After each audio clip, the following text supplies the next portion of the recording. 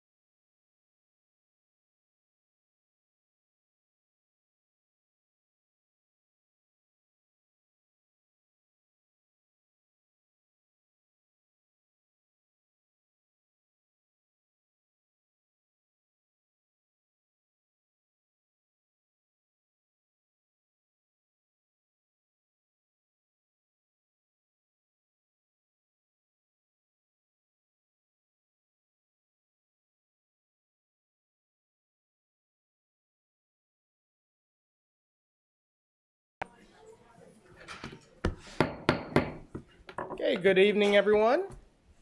Want to welcome you all to the regular Apex Town Council meeting for August 27, 2024. Sitting in the place of the second most handsome man on this day, this is me today.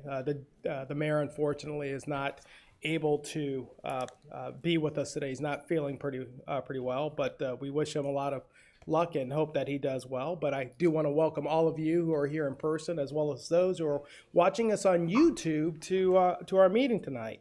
Also want to say thank you to our peak protectors who are here helping provide security for us.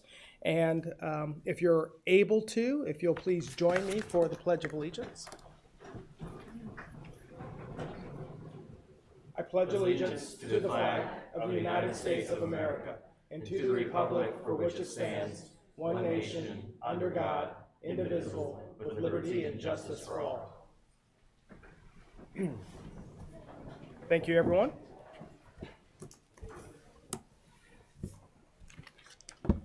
Now, the town of Apex values and celebrates diversity and inclusion.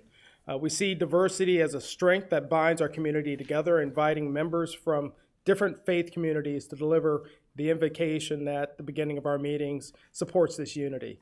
Recognizing that not everyone practices the same traditions, we welcome you to have a private moment of silence at this time. But at this time, we'd like to ask for those to assist us with our Raksha Bandhan ceremony. If my fellow council members will join me at the front.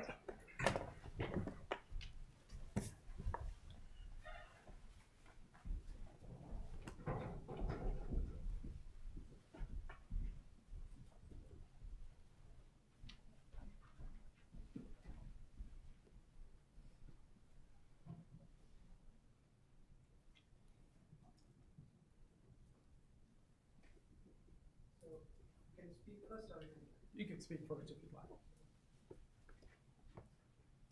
Come over to this side. Come on this side. Come on this side. Come on this side. There you go.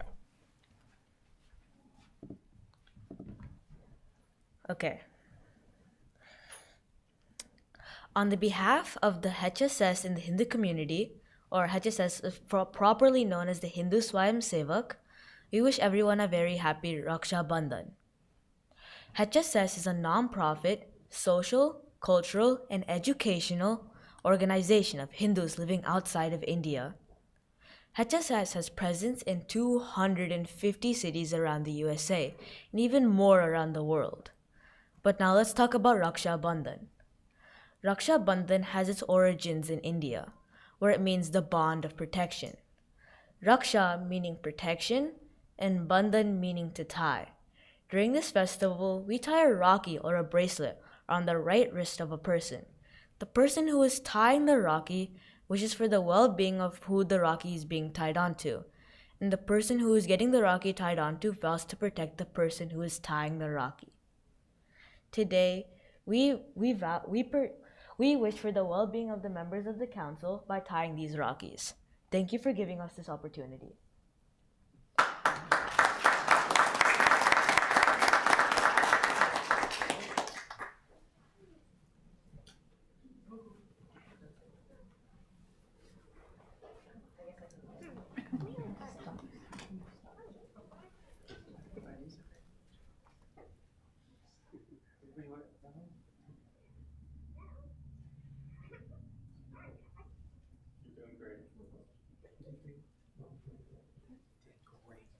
Thank you so much.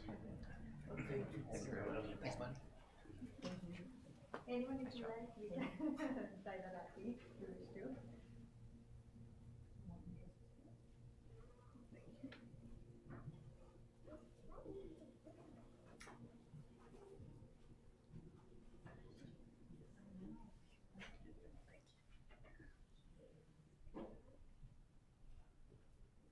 Awesome.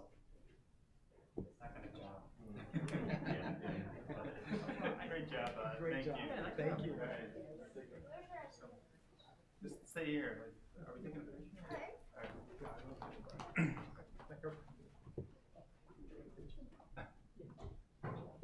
You'll come back up for a few. You'll join us back up here for a photo. Just come in the middle, guys. Yeah, there you go.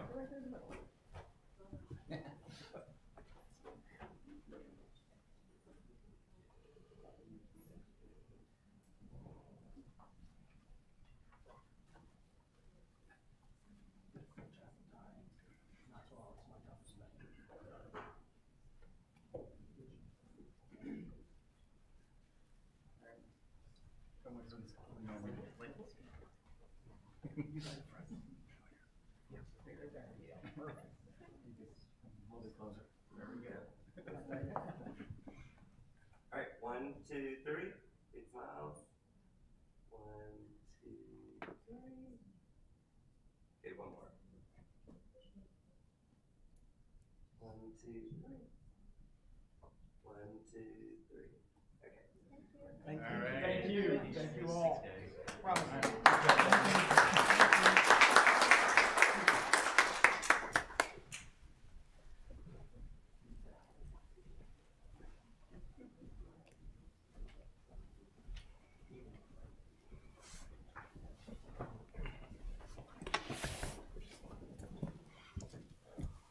Okay.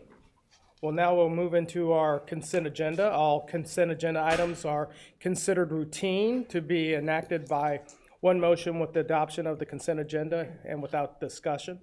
If a council member requests discussion of an item, that item may be removed from the consent agenda and considered separately. I'll ask if there's any requests for any changes or amendments to the consent agenda. There being none, I'll entertain any motions to. I'll make a motion to approve. I'll second. Okay. All in favor? Aye. All opposed? Okay, unanimously. Okay, now we'll move into part of the regular agenda. We'll move into the presentations, and this evening we have a presentation on our Apex Sustainability Action Plan. Don Reeves?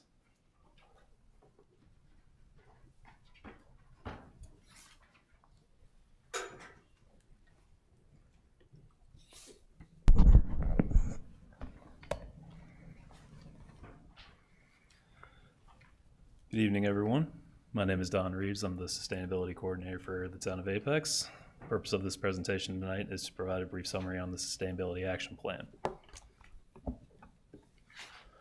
When I was first started with the Apex last September, the first task assigned to me was to utilize the previously collected information from my predecessor, consisting of director interviews and town records data, to develop a long-range plan that would help identify areas of improvement for the town. The action plan outlines a path to reduce our environmental impact while maintaining excellent public services by investing in sustainable initiatives over the next 5 years. We aim to do this through collaborative work across departments to gather data, setting goals, and tracking progress through various metrics. In doing so, we will protect our community's environment and aim to make Apex a leader in sustainability. So how did we get here? In 2019, Council made the first steps of prioritizing sustainability by adopting the Clean Energy Resolution. The aim of the Clean Energy Resolution was to utilize 80% of clean energy by 2035 and 100% clean energy utilization by 2050. Since then, the town has created the sustainability program and added new positions for it and worked towards embracing a performance mindset for this program. The main goal of the performance mindset is to determine what sustainability goals the town can achieve, how to work towards it, and how progress can be measured. What else has Apex done in the past several years to address sustainability? As early as 2014, we purchased 3 Nissan Leafs that are still currently used in the town's fleet. We've worked on installing and expanding the EV chargers that we have for both fleet charging use and public use. We've installed solar panels on 10 facilities thus far, with plans to install more on future buildings. We've also looked at long-term planning, and especially with regards to greenways and open spaces through things such as our master plan through the Parks Department. And we've made considerable conservation efforts to Jordan Lake in order to protect our main water source. These are only a handful of examples that the town has engaged in for sustainability measures. Part of this plan's purpose is to highlight the efforts performed by other departments in order to work with them on current projects and future sustainable projects in order to help build upon their successes. The following slide provides a high-level look at the action plan. Based on the information accumulated through director discussions, key town projects, and the data collected, 3 common themes arose and target areas for each initiatives were identified. The 3 themes and initiatives that were identified were energy efficiency in facilities, clean and sustainable mobility transition, and environmental impact and waste management. These initiatives were selected as they have been identified as having the greatest potential for reducing the town's carbon footprint and greenhouse gas emissions. Through these areas, we've been able to identify key projects and key performance indicators that we can collect data from and determine what our current baseline is and what we can improve on. With the projects of these key initiatives, we intend to work towards the following goals: improving energy efficiency in our facilities and exploring renewable options and storage options, transitioning our fleet to a more sustainable options through the use of EVs and alternative fuels, as well as expanding the current EV charging infrastructure, and reducing waste through recycling, efficient purchasing, and potentially exploring composting as a viable waste disposal method in the future. We will continue to track our progress and report to the community on our efforts to ensure that we continue to operate at peak levels for our citizens. I wanted to extend my thanks to the department directors and staff that assisted with providing all of the information required to draft this plan, all of which was crucial. There are far too many people that helped in putting the plan together to name at this time, but they could not have been done if it wasn't a group effort by everyone working together in the town. As we roll out the plan, I invite anyone that is interested in learning more to continuously visit the town sustainability webpage as we continue to build it out to show our key performance indicators and how we're tracking them. Thank you for your time and consideration this evening. Thank you, Don. And thank you to the staff for your hard work on this. At this time, I'll ask if there's any questions. Okay. It's quite a detailed document if you're able to pull it up. So if you're interested in the sustainability and what the town's doing, I'd highly suggest looking at that document. Well, so a lot of these items are in flight, right? Like this document lays out a lot of our efforts, brings it together. Something that we've been talking about for a while is a transition to EV, our fleet to EV vehicles. And I'm trying to find it. Do you have what does that look like? What's a timetable for that? How do you solve issues like, finding the appropriate vehicle for solid waste or for, public works? Like there's special requirements. There's something we've struggled with before when we've had these discussions is how do you find an EV that works for a, fire truck or something? Probably don't, but so what does a timeline look like for that transition, would you say? So the timeline is going to be based on the current inventory that we have. If we just bought a vehicle last year, the common saying is the most sustainable vehicle is the one that you don't have to buy, the one you don't have to purchase, the one you don't have to maintain. It's not going to make a lot of sense to replace something that was just replaced the year prior. So what we're doing is we're utilizing technology such as Geotab that takes into consideration telematics, age of the vehicle, engine hours, things like that, to determine how a vehicle is being utilized, if there's an option for EV usage in the future, whether the potential option could be scaled down into a smaller type of vehicle. If the F-250 is being used, for example, could it be potentially turned into an F-150 Lightning or even SUV? There's plenty of EVs coming on the market that are kind of a crossover SUV hybrid. And using that, we can kind of plan out as much as we can what vehicles will be eligible based on engine hours, mileage, year, and then we'll also come down to what can we actually afford to do in the meantime. The goal, obviously, I think for the long term will be 100% EV adoption, but there's a lot of scaling down with manufacturing at this time. We have to be able to address that. For the current vehicles that we have in our fleet that are still going to be the ICE vehicles, the internal combustion engines, we have to look at other possible resources to help mitigate those sort of carbon emissions. Things like training for idle mitigation. There's technology that's being developed that we can actually install in vehicles that will cut off the engine after a certain period of time when it's in park and rely on a battery to power everything that a worker may need in terms of using their vehicle as an indoor, as an office. So it's things like that where we can explore timetable, we're going to try to maximize the amount of EVs that we replace going forward. There's going to be a lot of heavy conversations between myself, our fleet manager, and the various departments with all their vehicle requests to make sure that everything that goes forward for a vehicle request is going to have an EV consideration first and foremost. So I would like to say it would be 5 years, that would be great. But more realistically, it all depends on the lifespan of the car. If we just have one, then it's slated to be used for the next 8 to 10 years. That could theoretically be the timeline for it. Thank you.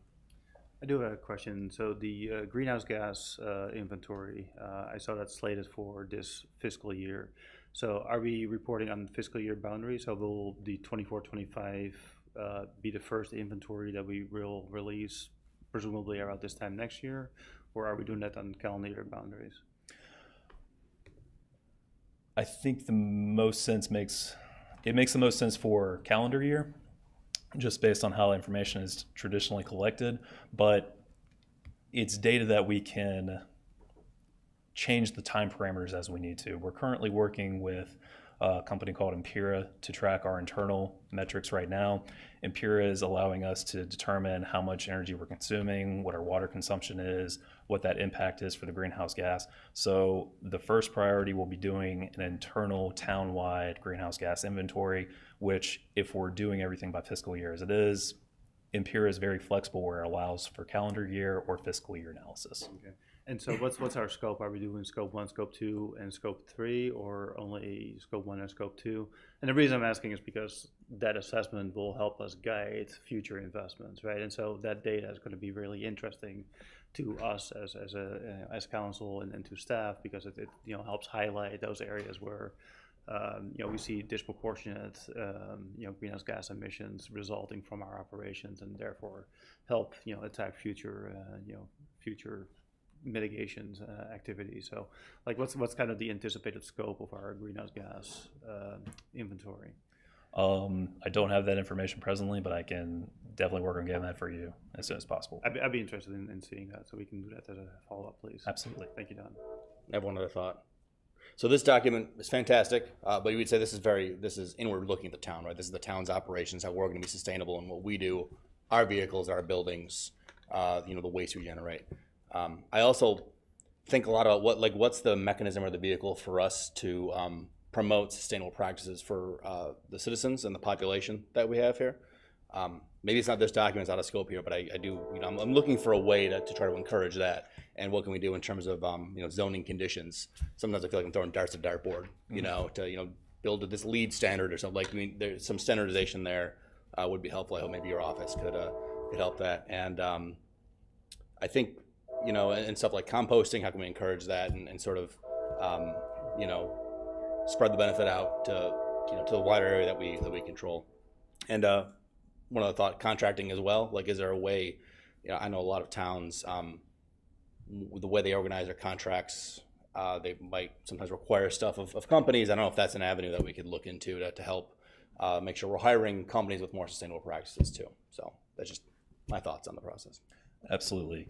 Part of the directive I had when I first started is that we wanted to be as internal focused as possible, because we wanted to be able to lead by example across the board, whether we're talking about having sustainable approaches that local businesses could emulate further down the line, or whether it's something as simple as having a reasonable composting policy that we could spread throughout the community and teach them about the benefits of composting and things like that. That's coming. It will be part of the future updates towards the plan, and I think for just a broader spectrum as well, once we're able to kind of implement some more things from the sustainability plan, we've calculated a little bit more of the internal greenhouse gas inventories, we can start expanding the message and saying this is what we're doing as a town, this is what we can do as a community broader. So it's something that we're currently putting in the structure to make sure that we're working towards that, hopefully 2 to 3 years time, where we can have a more robust community facing plan. And I think we can also pull a lot of resources and examples from our neighbors and how they're continuing to approach things as well. And it's going to be a regional effort. This entire thing, as much as we want to do with Apex, we can do those things, but everything with sustainability is also dependent on how well your neighbor's doing. So there's a large effort to build this sustainability network and make sure that everyone across from as far north as Bahama and Durham County to as far south as, Irwin or something, and everywhere in between, that we're all taking the right measures to get us all on track so that we can really be a leader, not only in the region, but in the state as well. Thank you. Any other discussion or questions? Okay. Do want to say thank you again for this hard work. It puts us into a position to be, as you said, a leader in this area. I'm looking to entertain any motions to approve the Sustainability Action Plan. I move to adopt the Sustainability Action Plan. Second. It's been moved and seconded. All in favor? Aye. All opposed? Okay, that is unanimous as well. Thank you so much. Thank you. All right. We'll move into setting the regular meeting agenda. Doesn't appear that we have any amendments or changes to the agenda at this point in time.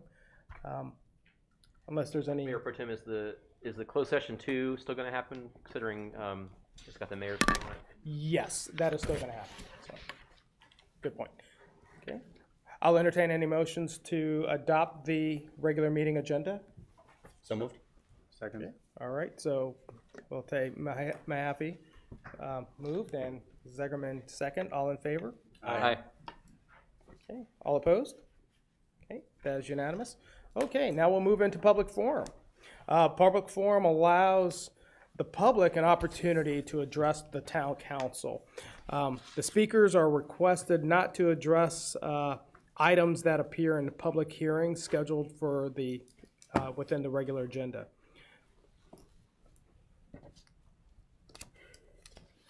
Just as a reminder, you'll get 3 minutes unless you're speaking for a larger group. If you're speaking for a larger group, please identify who those folks are. So I'll ask you to raise your hands if you're part of that group, and that way we can recognize you.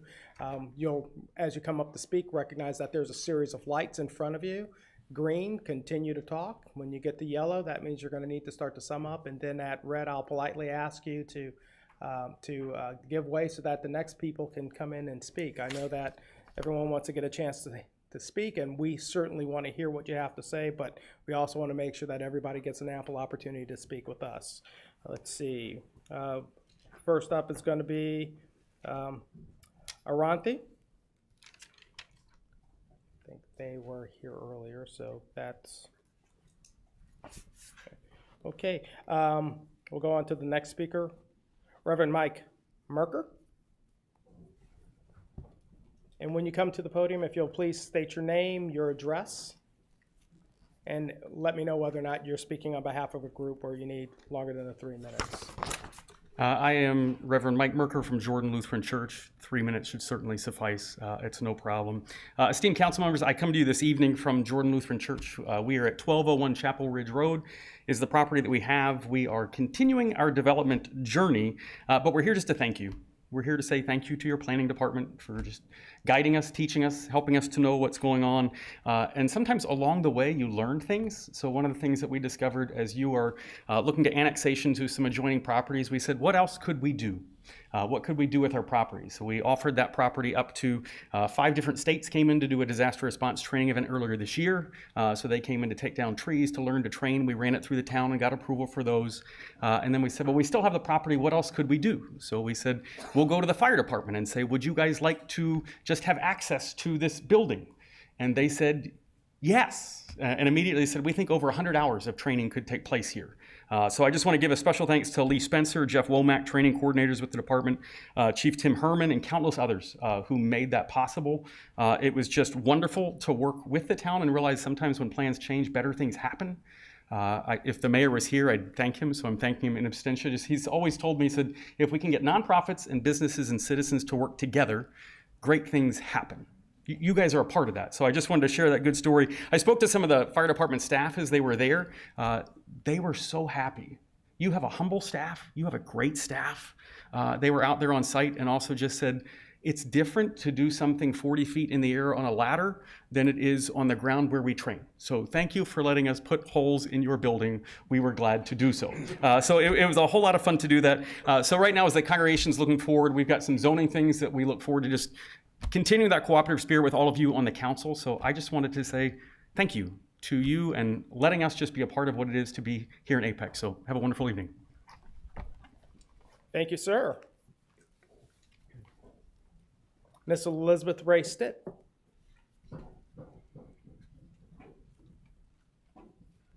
You want my group to raise their hands? Got more than 4 people here tonight. Elizabeth Ray Stitt, 3113 Friendship Road. Good evening. I'm going to do something unusual. I've been asked by numerous people to please repeat my phone number. I've had numerous people try to get a hold of me from watching the YouTube videos, and I'm very happy that we have an audience. For those folks that want to text me or call or phone, however you want to do it, my phone number is 919-649-3768. So as you know, my neighbors and I have been coming a while. I figured out 2 years and 3 months at this point. If you had asked me in the beginning of this journey if I was going to be here this many meetings, I would have told you you are crazy. I'm not a public speaker. I don't like to come to meetings, and I don't do anything on camera. You can go see all my social media, and there's no videos. The only thing that exists of me is that, and I don't like that. So it's been a long journey, and when we first started, I was just really confused how the town operated. And then I thought, okay, now I'm starting to understand we have huge disconnects.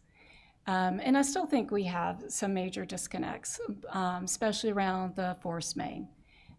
We would love to have the opportunity to talk with you. We offer that up many times. And it's really puzzling when I share with people the story of the journey. And they're like, well, how many times do they meet with you? And I'm like, well, you know, there are some people who've not met with us at all. And that's really hard to get your head wrapped around. But that is the reality, is some people just don't want to have the discussion with us. Very important project, very large dollar project for the town. And we have our own consultants, we have our own attorneys, we have a different point of view. You may not agree with it, but we don't get the time to actually share it with you. You get little 3-minute monologues, which, you know, I have yet to figure out how to perfect something in 3 minutes. So we'd love to still have the conversation with you. So the offer is put out there once again. We have been able to build some bridges. Obviously, we're working with the planning department around zoning in our particular area, and we greatly appreciate that opportunity and the meetings. I know on your September 17th work session, the zoning out in our area is going to be discussed. It's still very early from my perspective. We just got an email today asking us for input, haven't had a chance to review it, and it's going to be really tough, partly because with the force main, the town is going to be having a public hearing in front of the Ag Board. So some of our properties are part of the Voluntary Ag District Program. My property, the Stone property, the Hastings property, and the town's going to go in front of the Ag Board to do a public hearing to talk about the force main. This will be the first time that there will be a public meeting about the force main where we property owners get more than 3 minutes. We actually get to have a part in that conversation. When you originally had this presented to you from town staff back in July of 2022, it was in a work session. We weren't allowed to participate. Our views were not heard.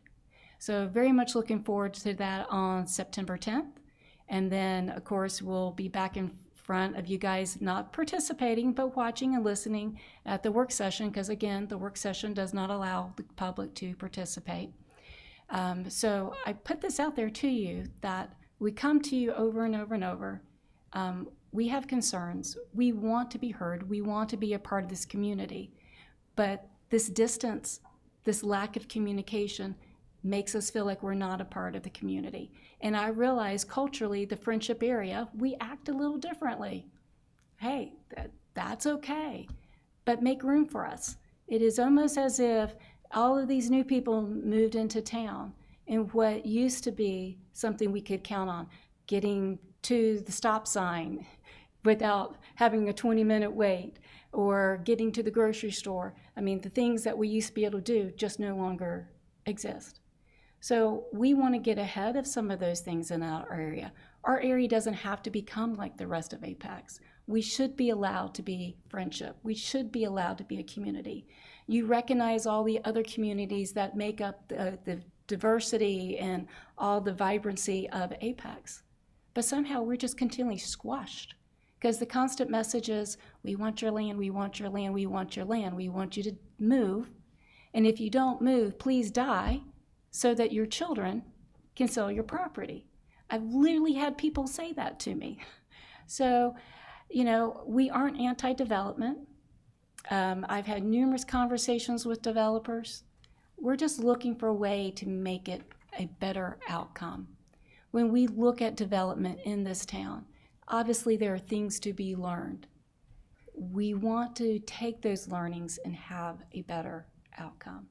So I hope that you use my phone number. Obviously, the town has my email address. And yes, the rest of the community is welcome to call me, because we are organizing further and greater outside of our area. As more people have heard the battle that we're fighting, they want to help. They don't like their tax dollars being weaponized to take my property, but that's what's happening. The developers don't like to be on the hook for reimbursing the town for projects that maybe could be less expensive if approached differently. But we have yet to have that opportunity in front of you guys. So thank you for listening to me. I hope that you give me a call, and hope you have a great evening. Thanks. Thank you, Ms. Stitt. Ms. Dawn Cozzolino. I'll just announce that I'm talking for myself, and I'm at 3632 Bosco Road. Good evening, Town Council. I sent you a report today. I just got it actually in the traffic study for our area, which is pretty interesting. I'll get to that in a moment, but I just wanted to say something, that safety is a big concern. Okay, these are about wrecks and crashes and accidents and people getting hurt and lifelong injuries and things like that, and costs to people. And I think we owe it to the safety of our citizens of North Carolina, not just our community, but people that pass through our community, all the folks, right, to look at this issue. And this issue is about vehicle crashes on secondary roads. Now, why do I say secondary roads? They're called SR. Why does that matter? Well, it's so important because the zoning is based on Apex's data. Apex doesn't have jurisdiction over these secondary roads. Very, very important. That's NCDOT, the Department of Transportation's responsibility. But if you go back to even, I'll just drop back to the storm. We had that tropical storm Debbie, and people were like, oh, the traffic light's out here, whatever. Well, they didn't know what to do, right? Because they don't know that nobody is managing that road. So, okay. So the accident data I sent you, frankly, it scares me a lot. I know that not including the information in big decisions like zoning, it's really a problem because you're ignoring a lot of the data points. So in the 6.5 years of data, there were 79 accidents. There were, in total property damage, 773,920. And we're not even talking about the lifelong injuries people get, neck, back, broken parts, all of that. That's a lot of money. And it's already at 48,000 for halfway through the year. So it's about 100,000 a year. And a lot of these developments that are in this corridor have yet to be fully in function. So that's one. The other thing is that the conditions were daytime, during the week. So we're talking about commuting folks, right? Trying to get to their job, just doing their thing. And it was on dry roads, so no snow, no ice, no rain. So that's a preponderance of the data that is showing that. And then 60%, the majority are your right turns, your left turns, and your rear end, and your angle accidents.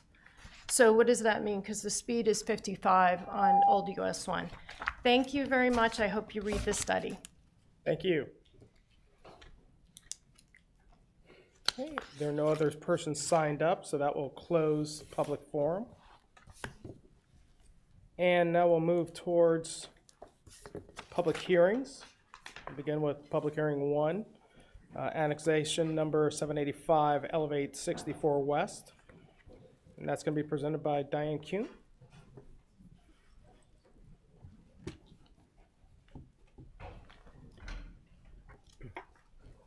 All right, Evening, Diane. Good evening. All right, so this is in the far northwestern area of our jurisdiction. Elevate 64 West had approval as an apartment complex, and they are requesting annexation in order to get town water and sewer. And they're needing the annexation also to get their construction plan signed. So staff does recommend approval of the annexation for Elevate 64 West. Thank you. All right. Any questions from council? Okay, there being none. Okay, we'll open it up for public hearing. No one has signed up, so we'll close public hearing. And now bring it back to council for a possible motion or further discussion. I'll make a motion to approve. Second. Okay. Motion and seconded. All in favor, say aye. Aye. All opposed? None? That'll be unanimous. Okay. Now we'll move over to public hearing number 2. So this is annexation number 787 Chapel Ridge North. This is kind of in the north mid area of town, near 540 and Beaver Creek Commons Drive. So this also is for an apartment complex that was previously approved. They are getting ready to get their construction plan signed, and they need annexation to get water and sewer. There we go. And so staff does recommend approval of this annexation. Okay. Thank you. Are there any questions from council? There being none, we'll open it up for a public hearing. No one has signed up, so we will close public hearing. And back to council for possible entertainment for any motions. I'll make a motion to approve. Okay. Second. Motioned and seconded. All in favor, say aye. Aye. All opposed? Okay, that is unanimous as well. And now we'll move on to public hearing number 3. That's Apex Transportation Plan Amendments, Perry Road Extension, and Ms. Cox. Hi, good evening. So just to orient you to the exhibit, the amendments this evening all focus around Perry Road at US 1. This is US 1, here's Tingen Road, and then 55 is to the east. The main amendment proposed this evening is to replace the future interchange shown at Perry Road and US 1 with a future grade separation. So to explain the difference, an interchange would be something like at US 1 and 55 where traffic can move on and off the highway, and a grade separation would be like the bridge at Tingen and 55. There are 2 related amendments. The first is to slightly adjust the planned alignment of the Perry Road extension. On our plan now, it is shown where these X's are. We are proposing to shift that just slightly east, which would minimize stream impacts while still providing for a perpendicular crossing of US 1, avoiding the major regional electric transmission towers on the south side of US 1, and allowing for possible development on both sides of the thoroughfare, which is typically desirable. And then the third proposed amendment is just a very slight adjustment to the planned alignment for this future major collector street, which will be called Jupiter Creek Drive, extending from 55 through Veridia and then to connect to Perry Road. And that adjustment is just because of the realignment of Perry Road. There are some benefits of an interchange, so I do want to be clear about that. One of them is to provide access and support surrounding development with that access. In this case, we did have some information about traffic modeling, showing what we could expect on surrounding roadways with an interchange at Perry Road or a grade separation at Perry Road. The model actually shows that along Tingen Road, south of Apex Peakway, we'd expect fewer vehicles per day with a grade separation. Can you say why that number is lower? There's always some mysteries when it comes to traffic modeling, and Russell may provide more insight on that, but my expectation would be some cars would want to avoid the congestion that could come with an interchange. Now they have a similar type of roadway crossing, so it basically distributes those types of trips along two roads. But could I definitively say why? No. Okay. I would imagine, we had the zoning where we had the east-west connector between Tingen and Perry, and I was imagining a lot of people using that and then going down to the intersection instead of going over the bridge of US 1 and Tingen, and because it drops down 2 lanes there. So I'm surprised that maybe is this talking at the bridge on Tingen, or is this talking about like right at the intersection of the Peakway and Tingen?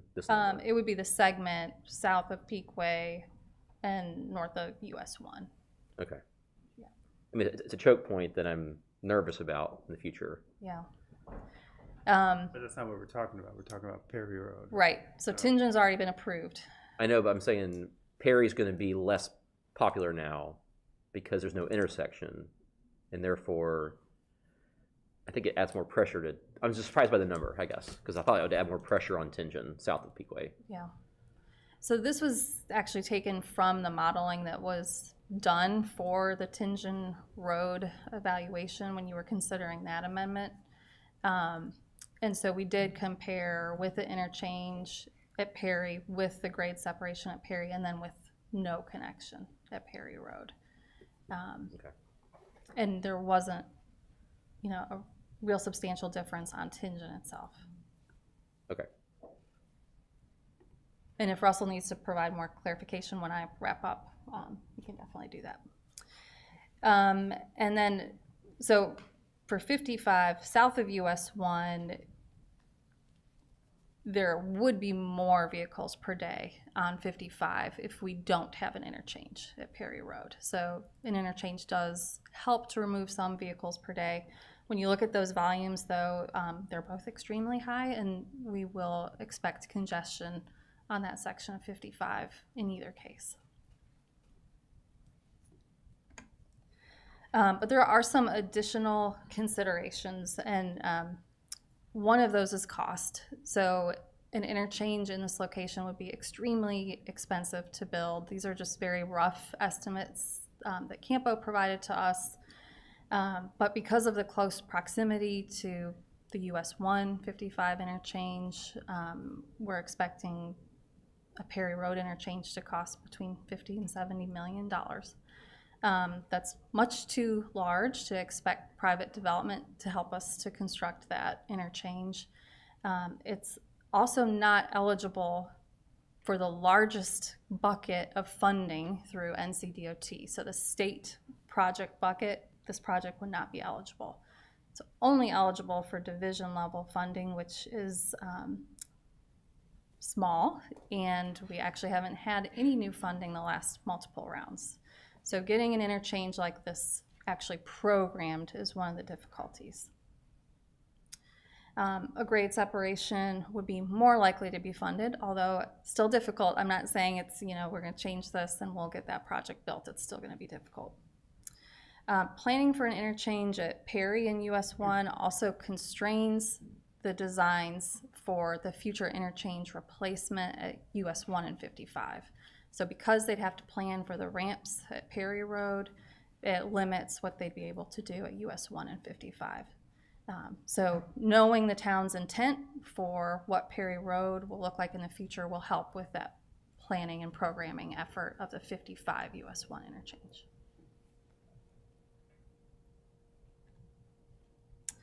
So ultimately, planning staff and staff in transportation, infrastructure, and development do recommend all three amendments. Our perspective is that being able to move forward and hopefully get a grade separation at Perry Road programmed is better than not having a connection. And we feel like if we leave an interchange on our plan, it will be very difficult to ever get that built. We also reviewed that with staff in police, fire, and parks and recreation, and they had no concerns with these amendments. And the planning board unanimously recommended approval of the proposed amendments at their August 12th public hearing. And I'm happy to try to answer any other questions that you may have.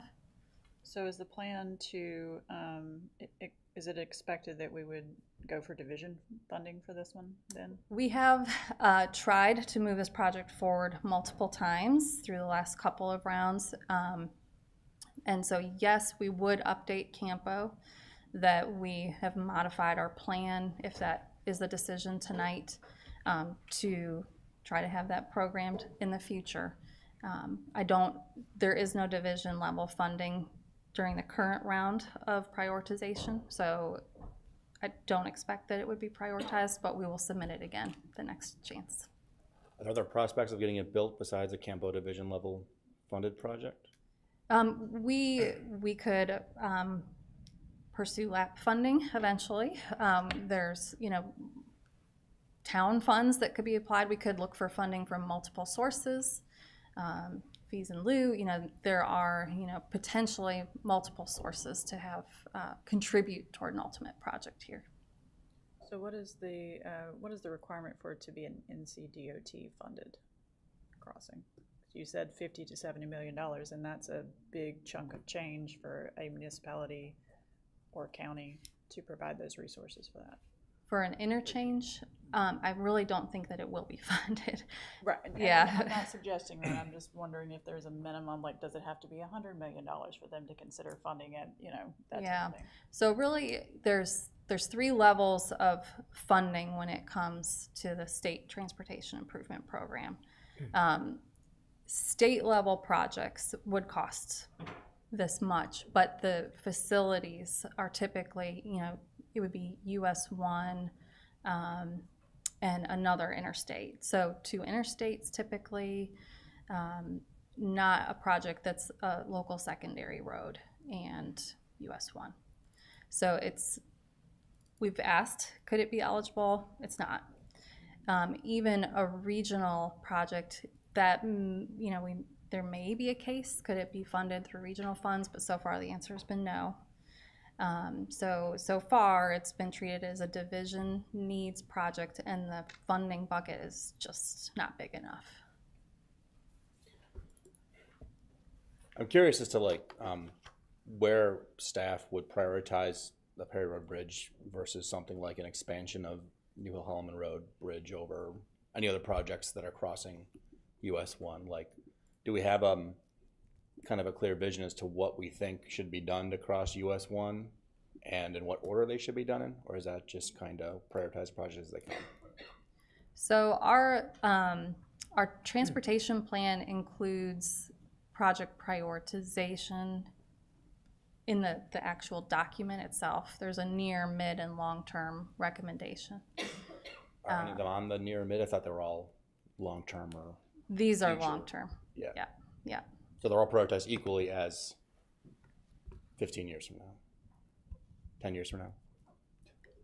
It's hard for me to say right here which one we would, I guess I'm just trying to get a sense of us updating the map is one thing, but is there going to be a concrete plan, and what's the time scale of that plan to address the traffic concerns as more and more commuters? Frankly, the issue is a lot of commuters are coming from Holly Springs over US 1 to old US 1 to go to 540, and others routes are people going to the Triangle and everything to the back road 751.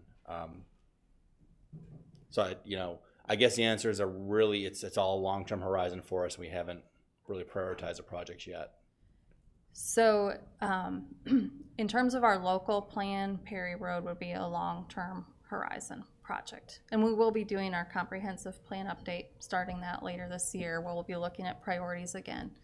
For this particular location, we have been working with Campo and NCDOT to try to get the 55 US 1 interchange improved, and that has been delayed. And so we had asked, could the Perry Road extension be programmed to try to provide some relief? It's parallel. And that has also not been funded yet. So it's hard for me to compare to the New Hill-Holloman road widening, as you asked, because that's quite a bit further west. There are other projects and means to try to move that widening forward. And we're just trying to apply the best strategies that we can in each location. I kind of struggle with the same question. Why now? Like, what's kind of the benefit of making this change now, unless there's something else that we hope to shake loose by making this change. And so, for example, you mentioned the US 155 interchange and the improvements that we have asked for there. Does this help that project get funded sooner, or if that project gets funded first, wouldn't that drive then an update to the Perry Road plans, right? So why are we making this change now, and what do we hope to get out of it by making that change? So I think there's really 3 reasons to go ahead and consider doing it now. One is we always try to keep this map as transparent as we can.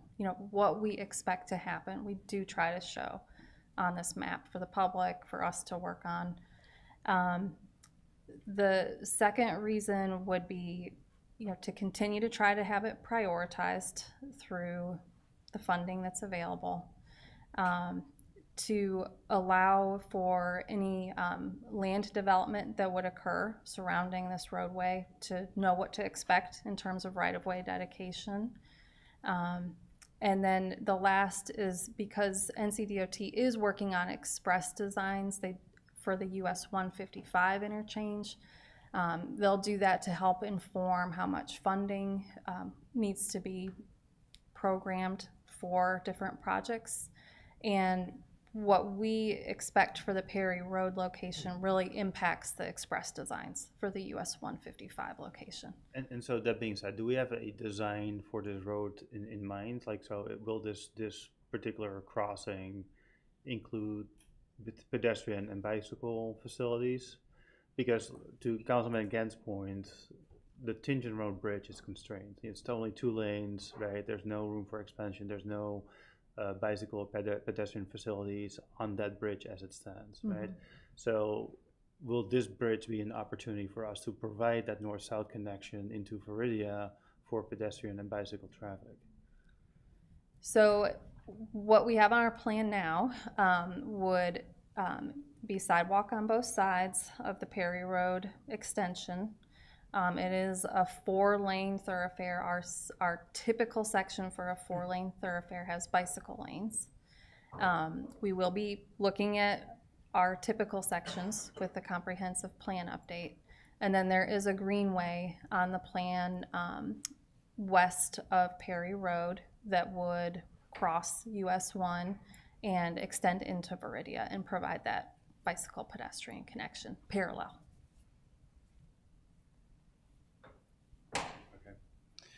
And then the last question. So you showed us anticipated traffic volumes on 55 and Tingen Road. Do we have numbers for the Perry Road connection? So if that were to materialize, right, because I am concerned about that Tingen Road crossing, right? That will be a major choke point going forward, because we have, 3 or 4 lane roads coming in from both sides, going into a 2-lane bridge. And so that's going to be a choke point. So we need something to offset that choke, right? And so do we have, as part of the traffic modeling, did we model the traffic flow on Perry Road? And do we kind of corroborate or concur that, yes, like that will extend the longevity of that Tingen Road bridge if we have that offset on Perry Road? I know we do have the data, but I don't have it at the top of my mind to share with you now, or in my staff report, so I couldn't pull that up, but we do have modeled data for Perry Road as well. And we're continuing to show that as a 4-lane thoroughfare because of what we expect, the purpose we expect it to serve. And that is one of the reasons that we want to make sure that we're planning for it in a way that hopefully it can be built, because it will have an important function. But sorry, I don't have the actual volumes. Okay, and right now. that's fine. I think where I'm landing and kind of, building on what Councilmember Mahaffey was saying, right? Like we can't really look at each of these crossings individually because they're part of a larger system, right? And so like the sequencing is important, right? And if this helps us, build a better plan to get towards that sequencing and ultimately building out our vision, I'm all for it, right? I'm just, I'm still kind of struggling with the why and why now, right? And I appreciate the transparency comments. Like that's probably the one that holds the most value for me. But okay, Yeah, I got what I need. Thank you. and so just to further explain, the US 155 interchange concepts, the costs will vary substantially based on whether they need to plan for an interchange at Perry Road or not. And the higher cost our projects are, the more difficult they will to get programmed. Okay, I think I got what I need. Thank you. Okay. And understanding that, I mean, this is a lot of money and that cost will probably go up. By planning for this now and kind of keeping this within our transportation plan, it gives us the opportunities, should there be another funding source or should division decide that they want to turn to us, it at least places us into a position where we're at least able to say, we've got a project, we're ready to go, we've got a plan moving us forward. It provides that a little bit. Does it provide that sort of option for us as well? Yeah, so if we continue to show it as an interchange through the prioritization process, it will have a cost attached to it to build an interchange, and that will make it harder to program. If we show it as a grade separation and say that this is what we're comfortable with, that will help to move it forward through prioritization. Thank you. Any other questions or comments? Yeah, staring at the map more, the elephant in the room here is Veridia, right? Like Veridia is going to be to the south there. There'll be thousands and thousands of people moving in over the next, several decades, I guess, is going to be their build out.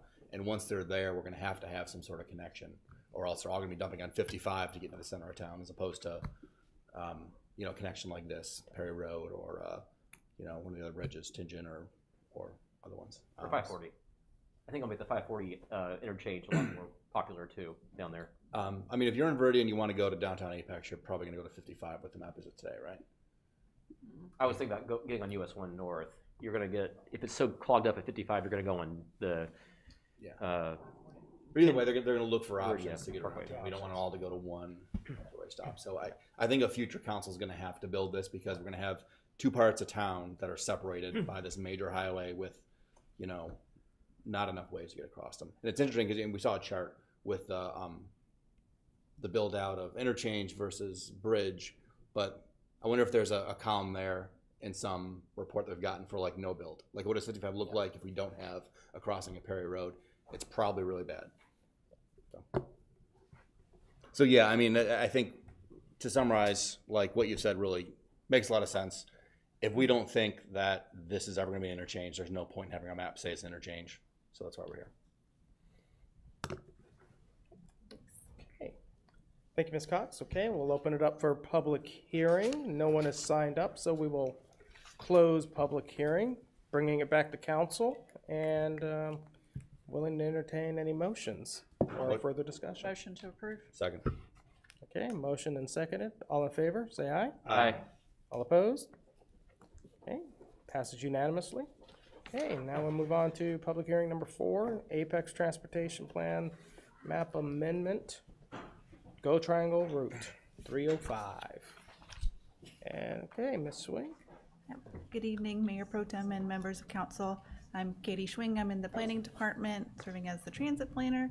I'm bringing before you a public hearing and for your review a proposed transit plan map amendment for Go Triangle Route 305.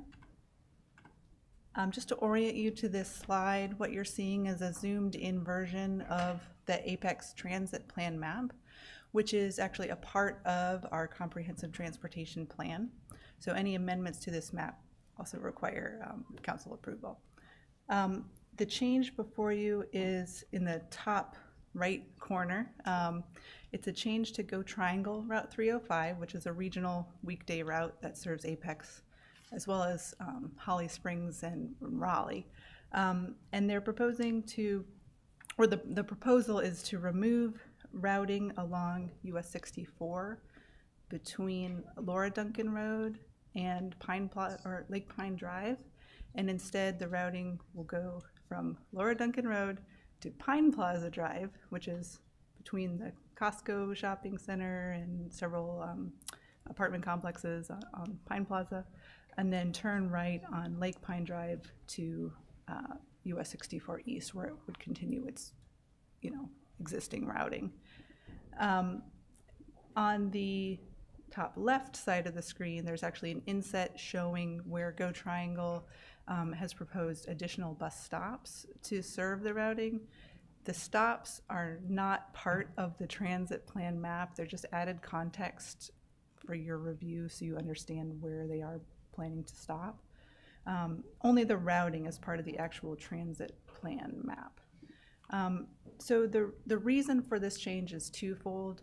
And again, I'm bringing this forward to you all, but it's really Go Triangle's route and impetus for this. There's the accessibility that this change provides to the retail areas and folks that are living along Pine Plaza Drive that we don't get now with the route traveling along 64.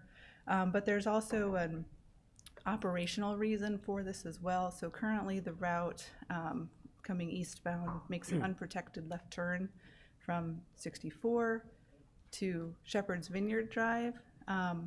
And it's become an increasing concern for Go Triangle to continue to make this turn.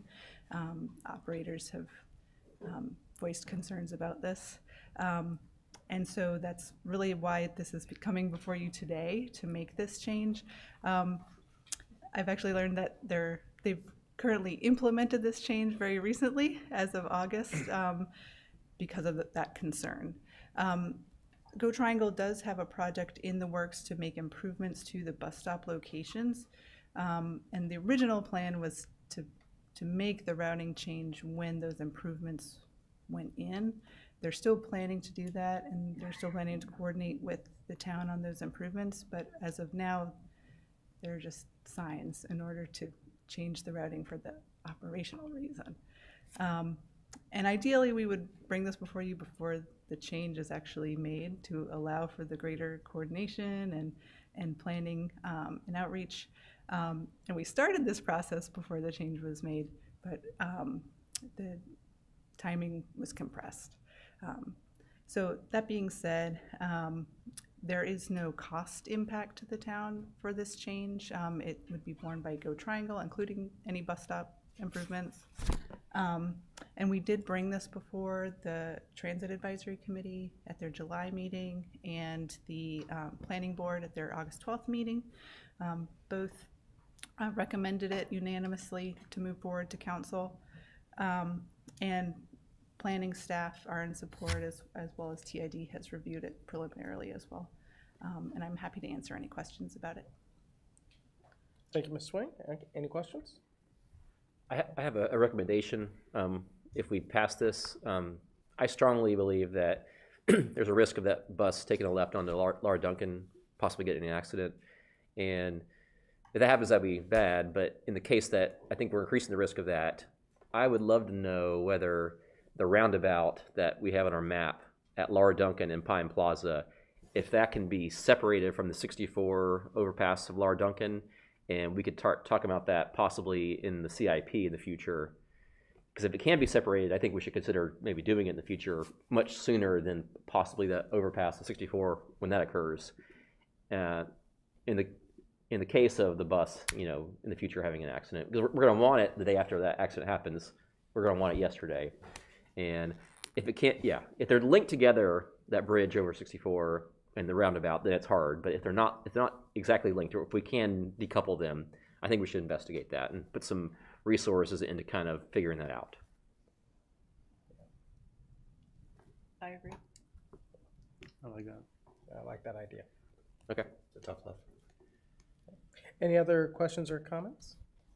Okay, we'll open it up the public hearing. No one has signed up, so we will close public hearing. Bringing it back to council for any further discussion or possible motions. Motion approved. Okay. Second. Gant and then Mahaffey, all in favor? Aye. Opposed? Okay, and that passes unanimously. Okay, moving on to public hearing number 5, rezoning case number 23CZ24, 1405 and 1407 Zeno Road.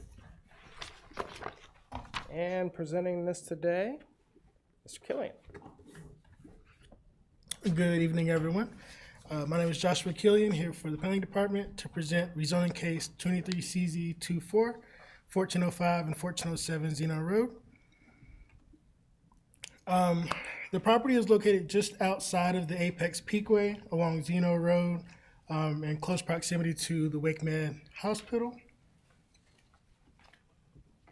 The combined area of this tract is roughly 3.08 acres, and on each property sits one single-family house. The property is currently zoned rural agricultural. To the north, we have the zonings of office and institutional conditional use. One of those properties is the Wakeman Hospital, as mentioned before, and the other is still a vacant parcel. Directly to the west and to the south, we have continuation of that residential agricultural zoning district, and a single-family home is located on each of those parcels. And then to the east here, we have another office and institutional conditional use, which is where the Peak Rehabilitation Hospital is being built right now. The applicant is proposing to rezone this property from residential agricultural to office and institutional conditional zoning. The 2045 land use map classifies this area as office employment commercial services. The proposed rezoning to office and institutional conditional zoning is consistent with that land use classification. The applicant conducted 2 neighborhood meetings for this property, or for this rezoning. The first was on November 29th, 2023, and the second was on January 31st, 2024. Those reports are in your agenda packet. This rezoning was reviewed by the Environmental Advisory Board, and while neither of the conditions that the EAB suggested are listed, there are conditions with extremely similar intents.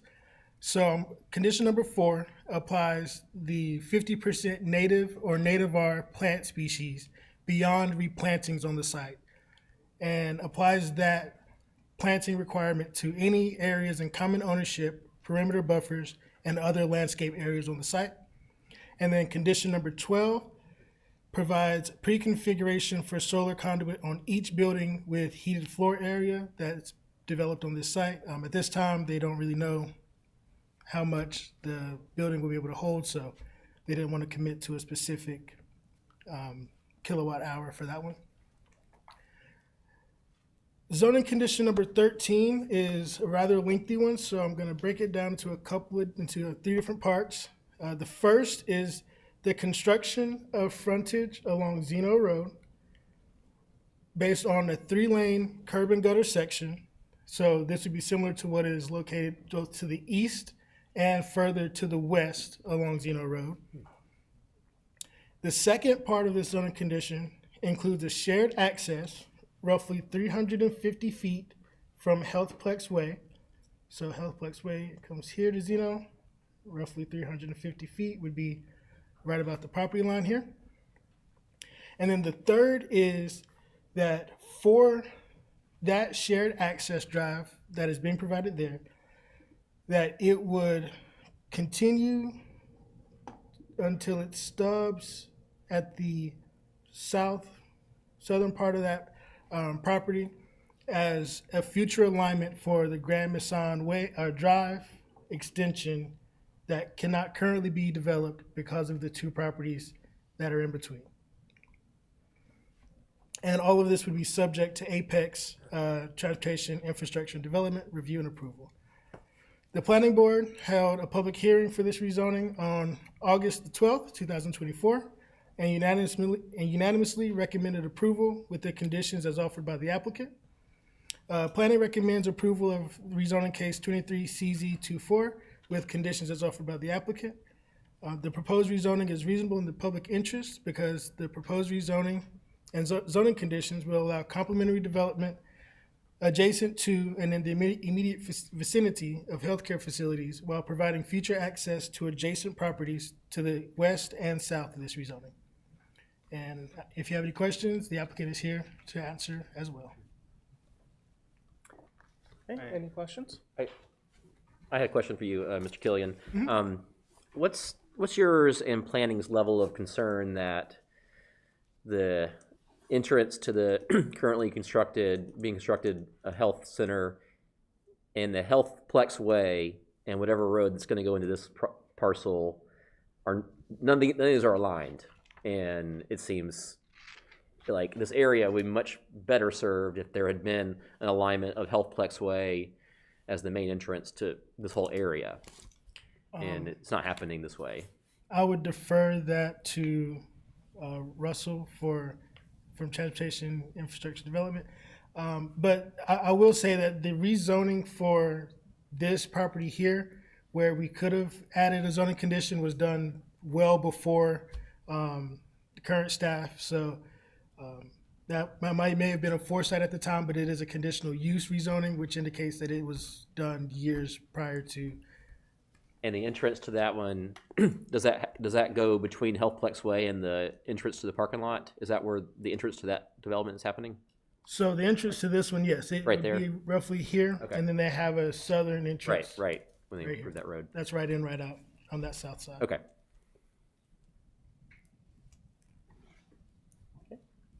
Any other questions? All right, we'll ask the applicant. Well, can Russell speak to that? I mean, are we setting ourselves up for kind of a disaster here on this road because of the lack of alignment of these roads?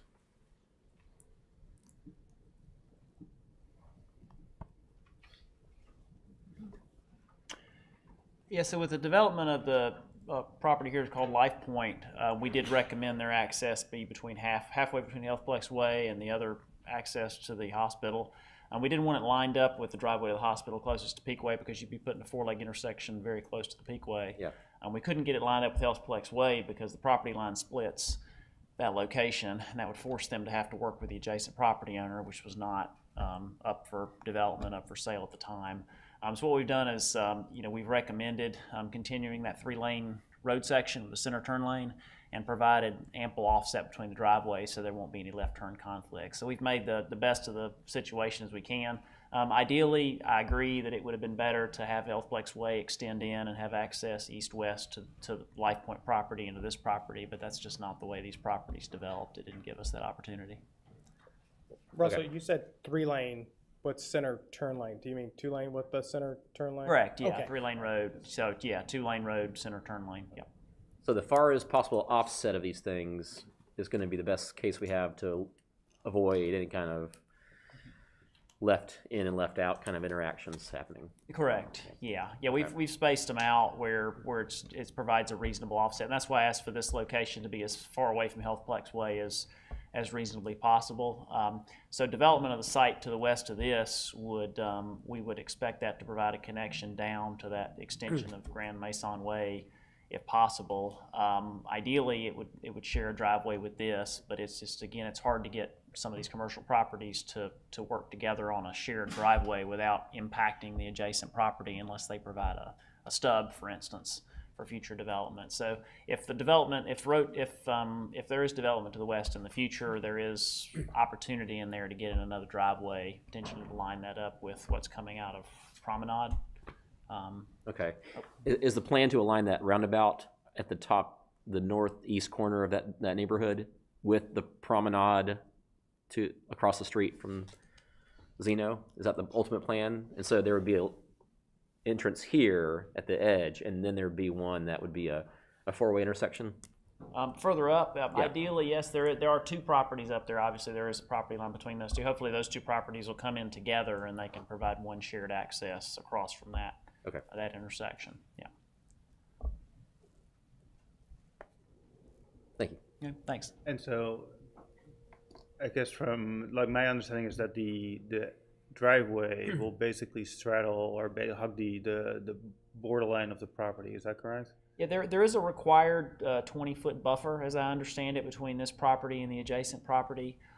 They could offer a stub to that property, or at least a cross-access easement that would provide the ability for them to connect in the future. And that's not part of the condition here. Plan right now. That could be offered, but there is a required buffer. So the approximate 350 feet accounts for the fact that there would be some offset from a buffer from that adjacent property with the development of this property. Okay. Thanks. Thank you.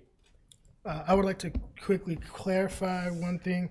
This roundabout here, is that what you were referring to? Yeah. There are actually required buffers here along this parcel that you can't really tell. We're not getting a road. So we're not going to most likely get a road unless. It's just that one on Grand Mason. Okay. Yes. And the property that is here that you can kind of see beginning here, it does make a sharp turn and continue. So it's all one property that surrounds this parcel that's buffer RCA type. Okay. Thank you. The applicant is here.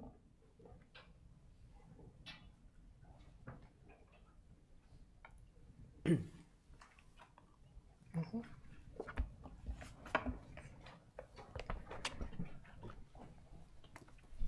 Good evening, Council. Jennifer Ashton, Longleaf Law Partners, here tonight on behalf of the applicant, East West Partners. And I have the development team with me as well, that if you have any questions after I'm done presenting, we're here to answer any questions you have or any questions that are generated from members of the public that may be here to speak on this matter. As Mr. Killian mentioned, we are here on a rezoning for 1405 and 1407 Zeno Road. We are looking to do a medical and professional office building on this site. The property is 3.08 acres in size, and currently the uses, as Mr. Killian mentioned, there's a single family home on each of the two parcels. We do have frontage along Zeno Road, and the current zoning is the residential agricultural. And we are, in the future land use is office, employment, and commercial services, which I'll get into a little more in a minute, and how we're compatible and consistent with that designation. And we are asking to go tonight to office and institutional zoning with conditions. The proposed uses, as I mentioned, our primary goal with this building is to do a medical or professional office. Also, staff had recommended to us during plan review to add in some neighborhood commercial uses, just because we do have that commercial services land use designation. These are smaller commercial uses, things that are more in the neighborhood use categories, such as like a pharmacy, personal services, maybe you'll have an accountant in there, real estate sales, and I won't go through all of those, but those were coming at the recommendation of staff. So existing conditions, as Mr. Killian mentioned, we are right along Zeno Road. We are right across the street from the Wake Med Healthplex. So we think that the use we're proposing is going to be very compatible with the Healthplex. There also is the new Peak Rehabilitation Facility that's being developed right here. Again, being compatible with the development pattern along Zeno Road being kind of this healthcare oriented development pattern. This is a closer up view for you all, just so you can see we are adjacent to single family homes. There is a single-family neighborhood and then some single-family homes scattered around our site. And we can talk more about the driveway situation in a bit. This is the current zoning map. As you can see, we are that residential agricultural, and we are surrounded on our side of Zeno Road by that, but on the other side of Zeno Road, and again at that peak rehabilitation center site, it is zoned office and institutional. So again, the development pattern currently going along Zeno Road is more of that office and institutional. So we think we are being consistent with our request and that current development pattern. This slide shows you your 2045 land use map. And again, as Mr. Killian mentioned, we are an office, employment, and commercial services land use designation. What that entails for us are things like professional, managerial, administrative services, and then some neighborhood business service uses like those commercial uses we are proposing. We have a good number of zoning conditions here. We have conditions that address the town's architectural goals to make sure that this building isn't just a monotonous blank wall.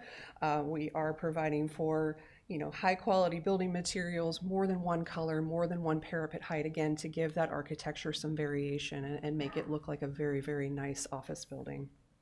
We're also proposing to have full cut off lighting with shields along any sides of the building that are adjacent to residential properties to reduce impacts to those residential properties.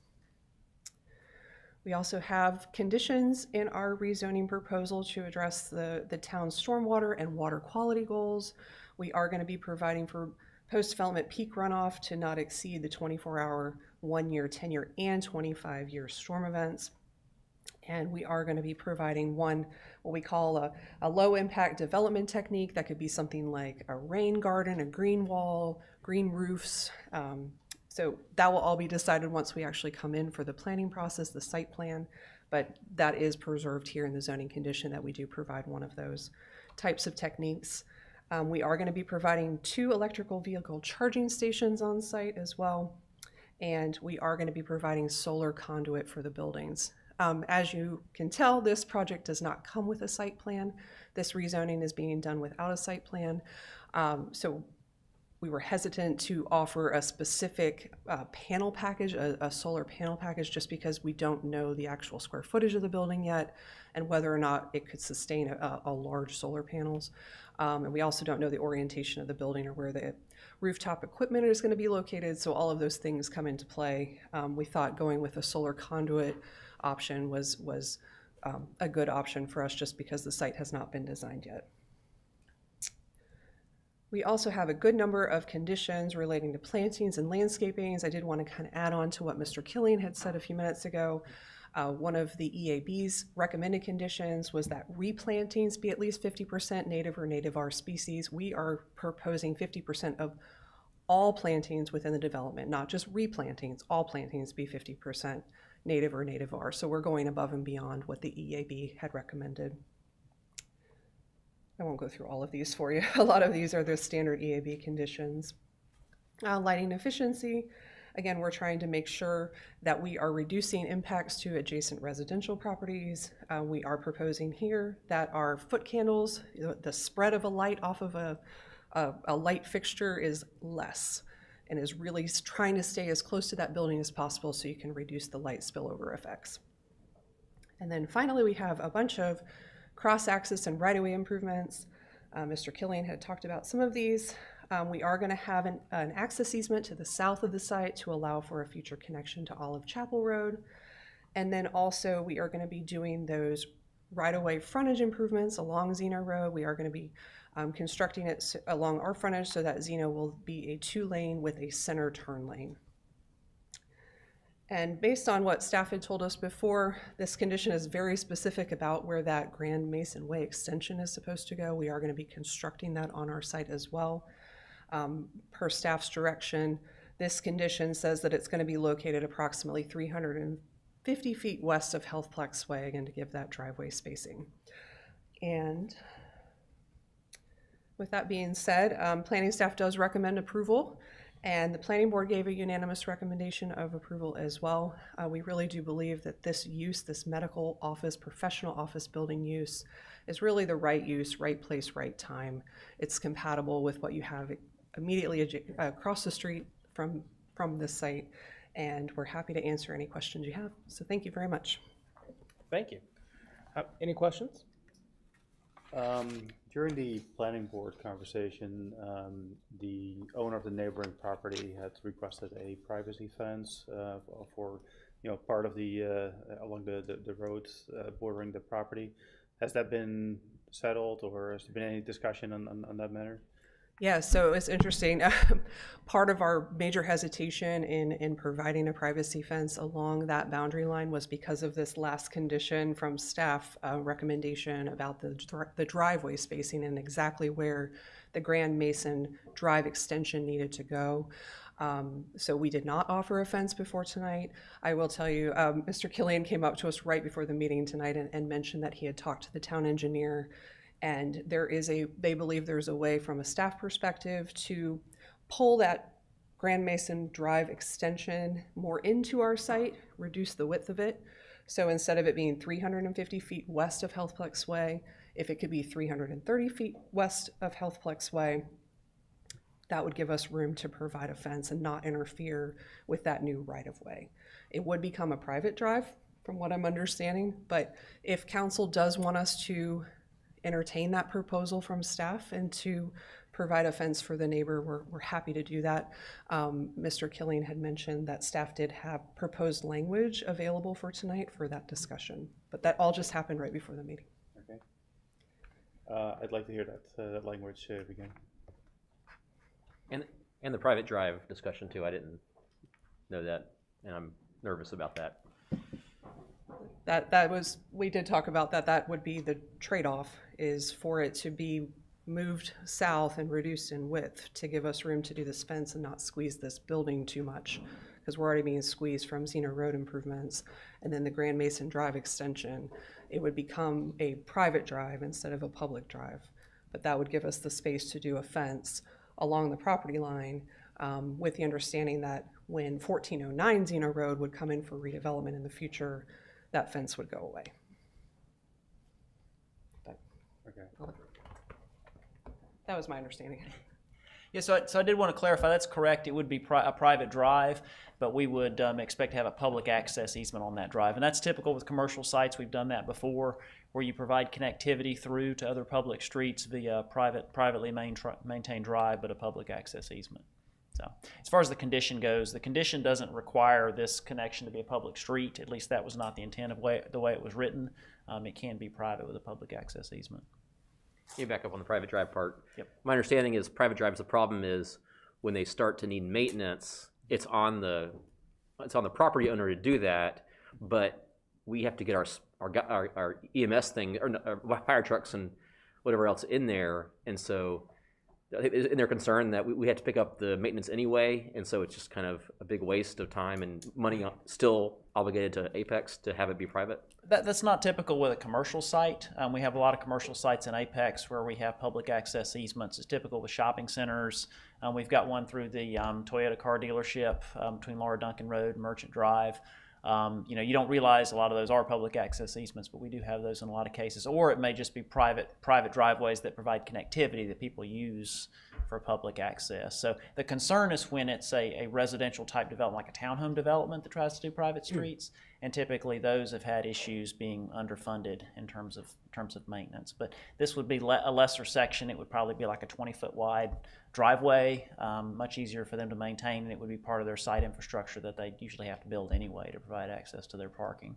But if it's a private drive and there are multiple businesses, can't some just say, hey, we're out of here, we're not going to do this, and it's like the obligation is not shared appropriately, and then kind of like with the HOA, I guess, too, but they don't have the money, and then it's going to come back to us anyway, even if it's a commercial. If it's not just one owner, but multiple owners, then that kind of cause a problem in the future.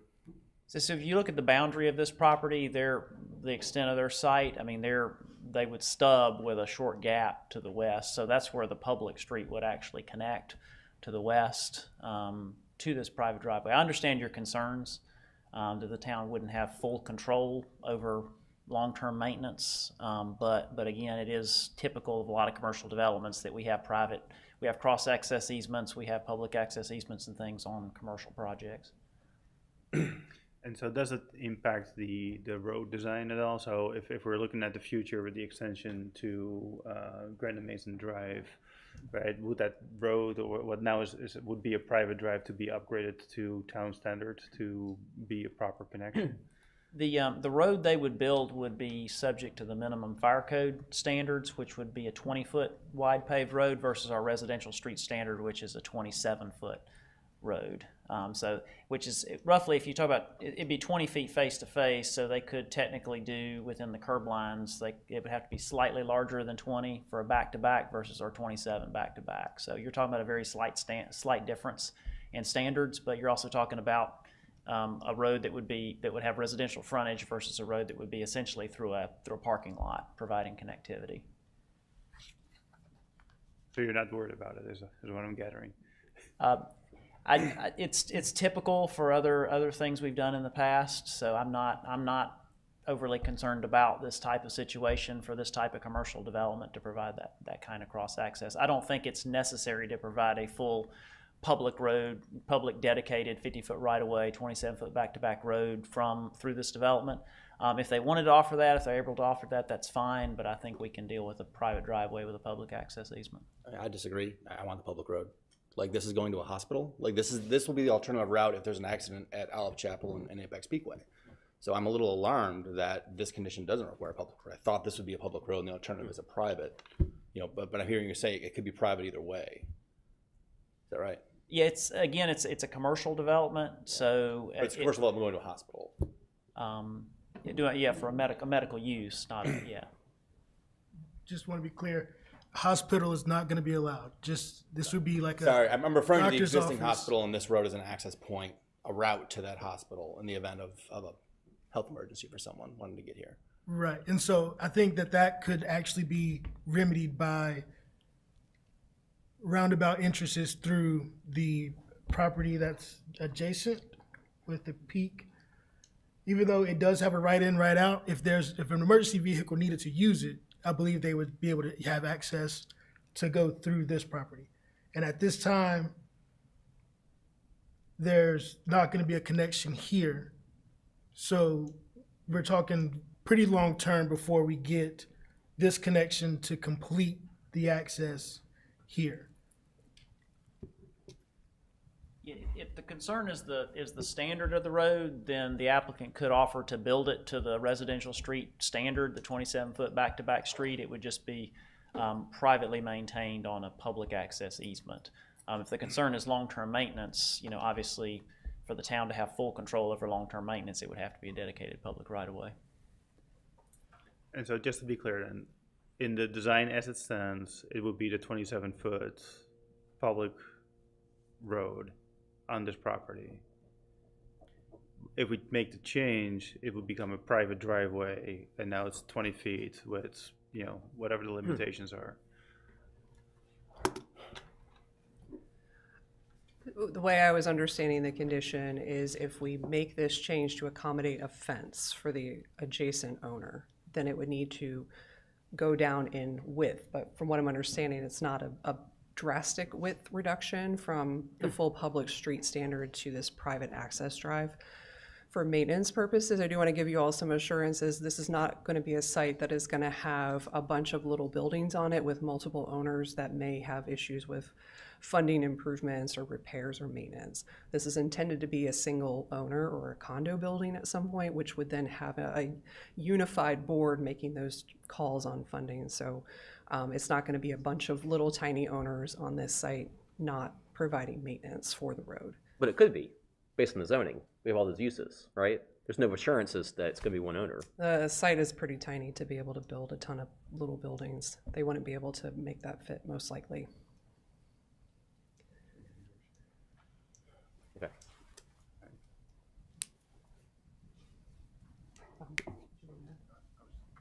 This is Bob Zummelt from BGE. He is part of our development team. Good to see you tonight. Thank you. Bob Zumwalt, BGE, 1114 Rothwood Way in Apex. We were just talking, for us, we don't have any issue maintaining the 27-foot back-to-back street section, if that's the important thing. We can just continue that through. It does help to have it in a public access easement and make it private. It just makes the actual section smaller, so it allows us to take and put the buffer between the road and the property line. When you have the 50-foot right-of-way, it just, I can tell you, noodling around on the site, it just keeps getting smaller from each side. It's only 3 acres, and so every ounce helps. So if the important thing is to keep the street section the same, we can do that. It won't look any different. It'll look exactly the same. But having it be a private street would allow us to do things like, put the sidewalk on one side rather than put it on both sides, which that just gives us an additional 5 feet for the sidewalk plus the parking strip, additional 10 feet to then plant rather than put it in a right-of-way. So that's, if the section width is important, we're happy to maintain that through the site.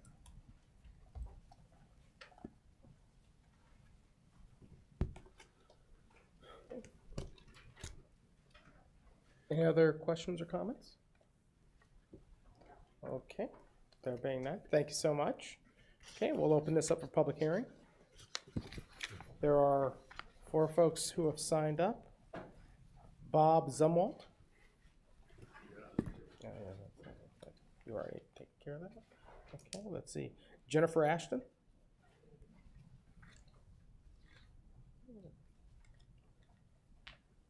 Ben Perry. All right, and let's see, Mr. Miles, Russell Miles.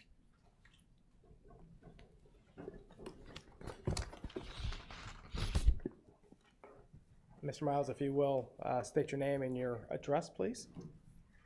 Yeah, my name is Russell Miles. I live at 1409 Zeno Road, adjacent to the proposed project.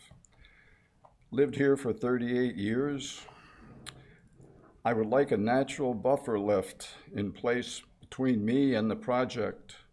The present plan is to put the road into the project with no buffer. The road would be right next to my property line. They say it will make easier access to connect to Grandy Mason, the road that dead ends behind my property. They still have to make a sharp turn to connect to the center line of Grandy Mason is approximately 60 feet from the project's property line. No straight connection is possible. Moving the road over to allow for a natural buffer to be left in place not only gives me some privacy, but also adds beauty to the landscape. On the other side of this project, the hospital left a buffer zone in place. I would like the same consideration. Also concerned with the rain runoff, and thank you very much for your time. Thank you, sir. There are no other persons signed up for public hearing, so that'll close public hearing. And we'll bring it back to council for further discussion and any possible motions. I'd just like to ask for a clarification because I thought I did hear a buffer mentioned. Yes, so with the current zoning condition as written, there would not be space to properly put the required buffer on the property line from this project to 1409 Zeno Road. With the discussion that we've just had about shifting the access by 20 feet, then we would be able to provide the UDO required 20-foot type B buffer between the class 1 use of the residential building that's there on 1409 and the class 4 building of medical / dental office, which would be the highest intensity that's allowed on this site. So as currently written, zoning condition number 13 would not allow for that planting, for that natural buffer, but the discussion that we've had today with shifting would provide the buffer as already required by the UDO but it would allow the shifting of that shared access to benefit both the site not being right-of-way and the neighboring property owner. So the requirement as written basically gives the developer a pass on the UDO requirement. Well, yeah, technically it does, because there's, no, sorry. Well, the way it's worded now, I mean, it does say approximately 350 feet. Either the buffer's going to be provided on one side of the drive or road or another. It's not, it would not eliminate the requirement to have the buffer. So there will be a buffer. The goal would be to put the buffer on the property owner's side, the adjacent property owner's side, the property line side, to provide the best screening of the property as possible. So it may be that the wording just needs to be slightly amended to accommodate, to state that it shall accommodate the provision of a 20-foot type A buffer. Type B buffer, excuse me. Type B, yes. Okay. Sorry. And if I could add clarification there, the buffer is going to be required. The question right now is what side of the road was it going to go on? Where we were hearing from staff where they wanted Grand Mason Drive extension to go, it would prohibit the buffer from being planted along that property line with 1409. What we're talking about tonight, right before this meeting and with you all, is allowing that right-of-way now to move down away from 1409 and give us room to actually plant the buffer next to the 1409 property. In exchange for that, it would be changing it from a 50-foot right-of-way to a 27-foot private drive with a public access easement over the top of it. But if we're owning that, if the width of the road, the 50-foot easement, and the 27-foot road, and then you have your 20-foot buffer, you're still dedicating the same amount of space irrespective of what side of the road it's on. So why do we require then the road to be narrowed if we plant the buffer on the north side versus the south side of the road? So with a 50-foot right-of-way, and Bob can help me here, with a 50-foot right-of-way cross section, if it was to be publicly dedicated to the town, it would include the drive aisles, the asphalt on the ground, it would include sidewalks, it would include planting strips, and I believe the sidewalks would go on either side of the road. Doing it as a 27-foot private access drive, it allows us more flexibility. We don't have to do all of those extra things on there. We would still have a sidewalk, and we would still have the drive aisles. But all that other stuff, we could use that extra space to do the buffer next to the property line. But so in the current design, where would your 20-foot type B buffer be then? In current design, most likely just based on the conditions staff had asked us to use for Grand Mason Drive, the buffer would most likely be on the opposite side of the road from 1409. Right, so I don't understand why the road all of a sudden needs to get smaller if the same amount of space is dedicated to road and buffer. I think it's the right of way. I think it's admitting a sidewalk more than the road. Is that right? It's admitting one of the sidewalks, I believe. Yeah. Isn't that right? Yeah, I mean, I know it's hard to do this without a picture. When you build a building adjacent to a road, in order to have a 3 or 4 story building there, you naturally need at least 15 feet. Otherwise, the building feels like it's right on the road. So we're already accommodating 15 feet on the other side between the road and the building. If we had to put the 20 on the other side also, it's 20 plus 50 plus 15 versus given some flexibility, you know, it's 20 plus 27. It saves you 8 or 10 feet. And I'm telling you, on a site this small, we're already imagining this is a parking deck, this is underground detention. So it's trying to fit a lot of stuff on there to get an office building on the site. Hopefully that helps. Did I miss here earlier that at some point we had discussed, it was brought up a 20-foot wide road, like a private drive? I think, is that in play? Russell was saying that would be the bare minimum for fire. Well, right now we're talking about a 27-foot road with a 50-foot right-of-way versus a 27-foot private drive. That's right. In either way, it would be, I guess it's not in the condition, but you can imagine a private drive being built to road standards without the actual right-of-way. That's right. And that's what you're looking for. Yeah. And I do want to be clear that condition number 13 does not require the current shared access to be right-of-way. The applicant is currently using that language as maybe an offer in what their design is, but that's not what's written in the condition, just to be clear. So while they could dedicate the right-of-way and could name it Grand Masson Drive for the future extension of the right-of-way, that's not how that condition is written. It is written as a shared access, not as right-of-way dedicated to become. Whereas earlier in that condition, right-of-way and construction of Zeno Road is required.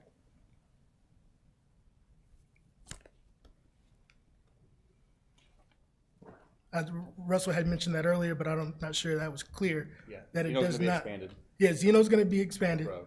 Right-of-way, public road. The shared access is not written in a way that enforces it to be right-of-way. Therefore, it's already understood to be shared access as a shared access easement, but acting as the extension of Grand Masson Drive. And what was the other condition that was proposed? I guess my confusion is, I thought we were at a public right-of-way, and the proposal was an alternative zoning condition which allows for a 27-foot private drive. But you're saying the condition right now is already for a private drive. So what's the other proposal? That was our mistake, if that was what staff was proposing. We had interpreted the language given to us by staff as being a public right-of-way. What we're hearing now is that was always intended just to be a private access drive. So what I'm hearing is then the question is what you all want that width to be, and whether or not the buffer with the smaller 27 width private drive, we would have the ability then to put the buffer on the property line with 1409 instead of on the other side of it. Did I say that right? Okay. So Grand Mason only has sidewalk on one side. So it kind of seems natural to extend that sidewalk along this drive so that, you know, you would end up with a sidewalk on one side of the road. So bear with me because I'm also confused. That gets us into the private driveway, 27 foot with sidewalk on one side, which would allow the 20-foot buffer to be planted on the north side of the road. Did I get that correct? But that would be the amended condition. Yes. No. Then what's the current condition? The current condition, okay, I'm going to read the current condition as written. All right? No changes, as written, okay? Site development of the rezoned land shall construct frontage widening along Zeno Road based on. We're all on board on Zeno. All right. With shared access to Zeno Road located approximately 300 feet west of Healthplex Way and stub to the western property boundary aligned with a future extension of Grand Masson Way, or Drive, sorry. So I'm sorry to interrupt, but I read shared access. That was to ensure there's not a spite strip for the neighbor. So spite strips are buffers essentially that get dedicated, and then when the next property develops in 10 or 15 years, they can't connect to the shared access drive. So I know why this was written this way. It's to prevent him being blocked, his property being blocked from being developed in the future. So I think what would work is to say it needs to be approximately 330 feet. It's going to be a 27-foot back-to-back, private with a public access over it. And then we also need a cross-access easement as allowed through the buffer when that, I'm sorry, Mr. Miles' property develops in the future. That's what it should have said to begin with. Okay, because that makes sense to me. Okay, sorry. And we're agreeable with that. And so we can work with them to. We have to have a page that they sign. We can work with them right now to get that written. Can we table this? Yeah, if you want to move on. So what we're going to do is we're going to take a break to let you guys work on that, and we'll come back on at 8 o'clock. Is that enough time? Okay, great. We'll adjourn until 8 o'clock. Recess. Oh, recess. Sorry. Recess. Sorry. Going home.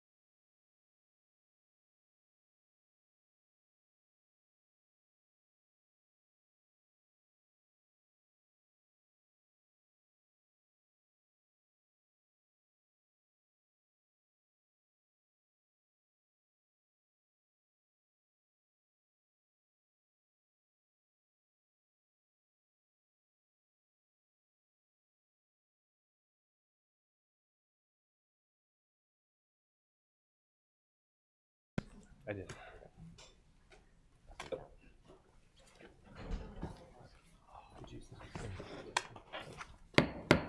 Okay, back in session. We're continuing the discussion on public hearing number 5. And it's our understanding that the applicants had a chance to do some additions or revisions or contemplations on the conditions. Yes, Amanda will read that language directly as it is written now for you all to hear. Okay, so the wording of condition 13 is reworded as follows. Site development of the rezoned land shall construct frontage widening along Zeno Road based on a 3-lane, 41-foot back-to-back curb and gutter roadway. Access to Zeno Road shall be a 27-foot back-to-back private access driveway within a public easement. The public access easement shall be wide enough to encompass the access road and sidewalk.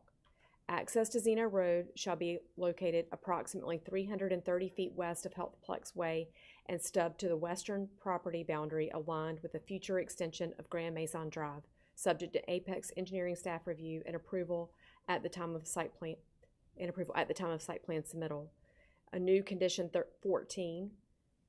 A cross-access easement to 1409 Zeno Road shall be allowed through the buffer with the location subject to Apex engineering staff review and approval at the time of site plan submittal of the subject property. So what that means is that the easement location would be designated, but the buffer would be in place until 1409 was ready to develop in the future.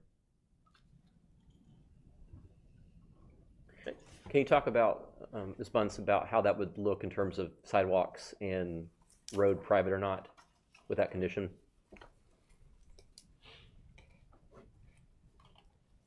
Can you repeat the question? Can you repeat the question?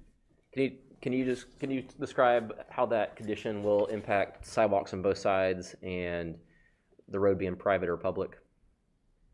Well, currently there's only sidewalk on one side of Grand Maison, so it would make sense to extend there just to be one sidewalk on one side of this access drive. But if folks are walking from the hospital directly to their next meeting, so presumably they would have to cross the driveway if the sidewalk's on the north side of this road, go down the sidewalk and then cross that driveway again to get to the building. Is that correct? If it's on one side. They'd have to cross if it was on two sides, because there's. If they're coming from the Wait Med. Are there,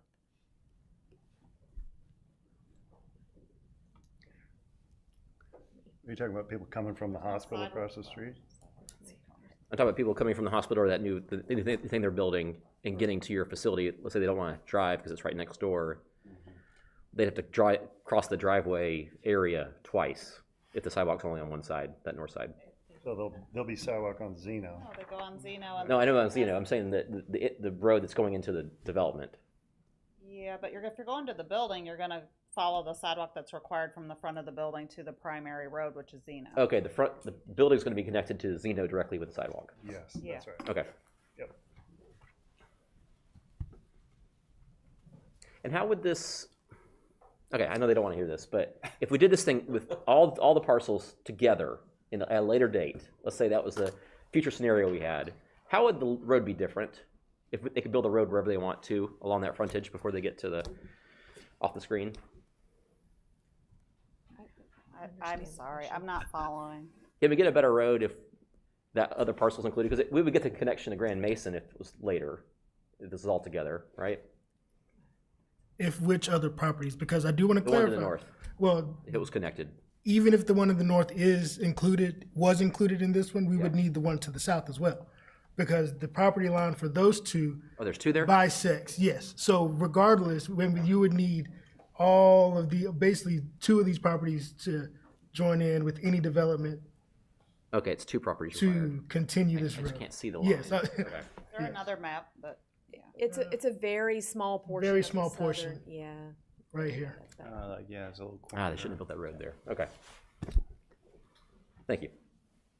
And just for the removal of any doubts, that means that the 20-foot buffer is going to be on the north side of the street between the 1409 property and your property. Yes, that is correct, allowing us to move this road now Okay. will allow us to put that buffer along the 1409 boundary. Thank you. Yes. Okay. Any other questions? Okay, I'm willing to entertain any motions at this time. I'll make a motion to approve. With the condition? With the amended condition, yes. I'll second it. Okay, it's been moved in second. All right, all in favor, say aye. Aye. Opposed? Okay, that's unanimous. All right. Thanks for your patience. Thank you. Appreciate it. Thank you for the hard work on that one. Okay, we'll move on to public hearing number 6, rezoning case number 24CZ07, Towns at Parkside. Somebody just like took a crayon out and started drawing lines, you know? Ms. Lofton? Good evening. I'm here to present rezoning case 24CZ07, the Towns at Parkside PUD. This site is located in the western part of town near Olive Chapel Road and Apex Barbecue Road. The two properties to be rezoned are located north of Beaver Creek and west of Holland's Crossing subdivision. Both parcels are currently zoned rural residential. In between the two properties to be rezoned is unimproved right-of-way for future extension of Hammocks Beach Trail and the last parcel in Parkside at Bella Casa, which was rezoned in 2014, which allows for townhome development. The applicant is proposing to rezone to plain unit development conditional zoning. The 2045 land use map classifies the properties as medium density residential, and the proposed rezoning is consistent with that land use classification. The only portion to be rezoned of the Foster Farms property is located next to the stub of Kinship Lane. And this property is currently vacant, with heavily wooded with a riparian stream buffer on the western part of the property. This is an overall context map. This is Holland's Crossing subdivision and Bella Casa subdivision to the south. The applicant conducted the initial neighborhood meetings on March 20th and July 18th of this year. The neighborhood meeting reports are included in the staff report packet. The applicant is proposing townhomes in the maximum density of 7 units per acre. A full list of the design controls and setbacks can be found on page 2 of the staff report. Access to both of these parcels will be from an extension of Kinship Lane, as well as the future extension of Hammocks Beach across Beaver Creek from the existing Bella Casa subdivision. Both extensions are minor collector roads within a 60-foot right-of-way. The Hammocks Beach Trail extension shall construct a 10-foot wide side path, and based on the UDO, the Hammocks Beach Trail in Kinship Lane shall be constructed prior to issuance of the first master subdivision plat for the subdivision. The project will provide at least 30% in resource conservation area. The site layout shows the proposed buffers in green. The applicant is proposing all type B buffers, a 20-foot type B buffer adjacent to Holland's Crossing and Foster Farm, and 10-foot type B buffers to the south. The applicant is proposing to have all town services, water, sewer, and electric. The applicant is proposing a max building height of 36 feet on the parcel adjacent to Holland's Crossing and 40 feet on the other parcel.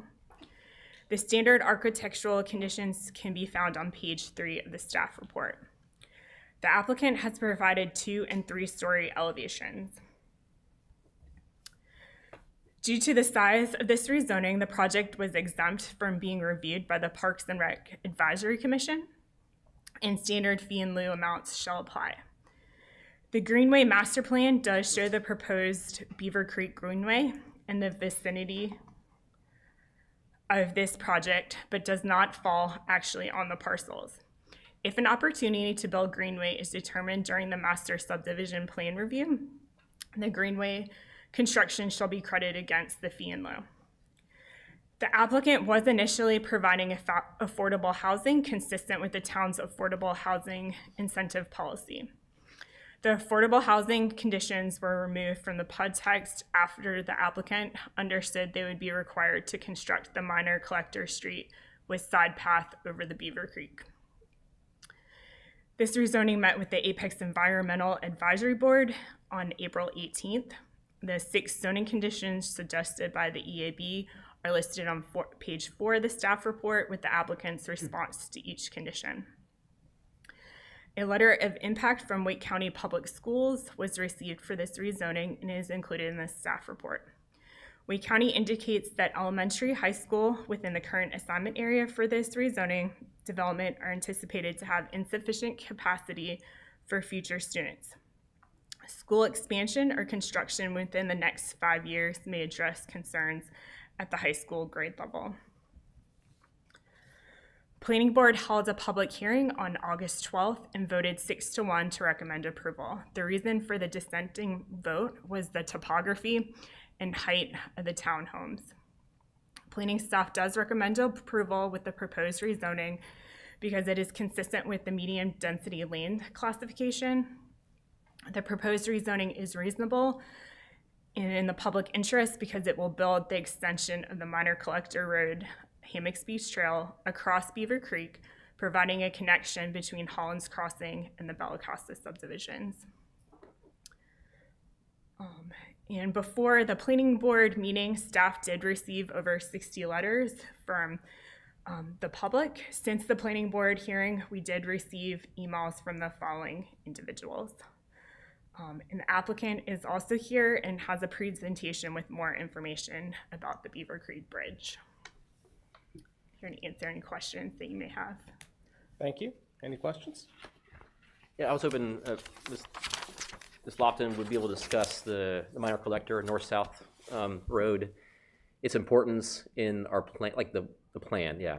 I mean, there's a reason that this plan was made with that dotted line. And my understanding is that there's a severe need for these north-south connectors because of people trying to get 64 and down to the high school and that way, that are kind of limited in this area. And when you have limited connections like that, it clogs up the Kelly roads and the Richardson roads in the future, especially.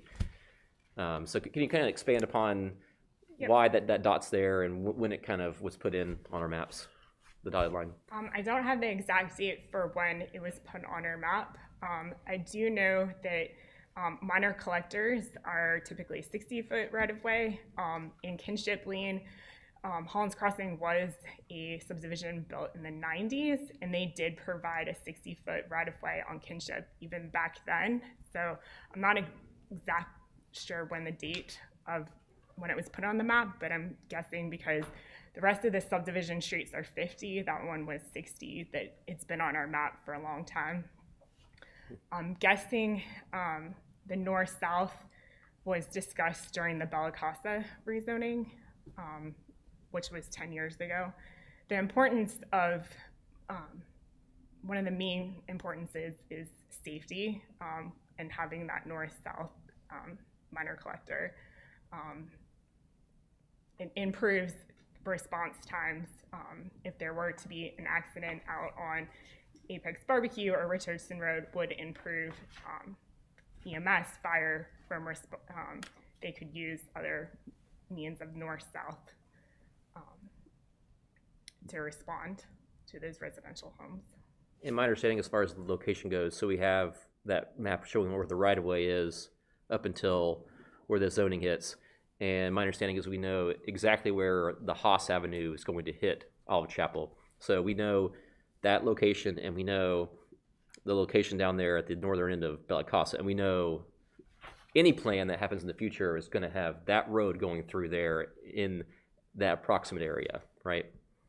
Yes. If these were to develop, they would have to construct this section. And that section's actually the only piece left if this is approved, because then we got well, I guess further down there's some more, but the stream connection is kind of typically the hardest one to connect because of the cost of a bridge. Would a greenway presumably go underneath a bridge? Would that be the attempt if we So on the did that? Parks and Rec map, it's shown in this vicinity, which did not touch on this, but we would, during the subdivision, look at opportunities for connection of the greenway, which I believe this section is under construction. Right. And just as far as the alignment goes of that road, it seems to me like where that road is aligned right now, that's kind of fixed up until maybe you get to the farm part, and then it maybe wiggle a little bit. But the amount of land they have on either side of that road, at least down there in this part of the zoning and those other parcels kind of to the south, there's no like wiggle in that part. That's where the road's going to go eventually. And everything that, like this, whether this happens or not, there's going to be that amount of land that's going to be presumably for medium density housing that is going to go there, because that's the spot with the driveways and the alignment where it has to go.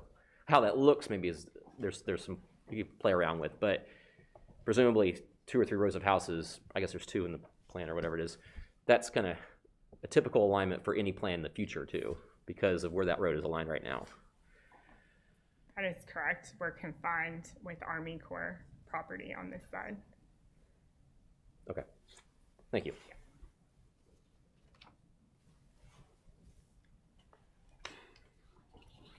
If there's no other questions, we'll hear from the applicant.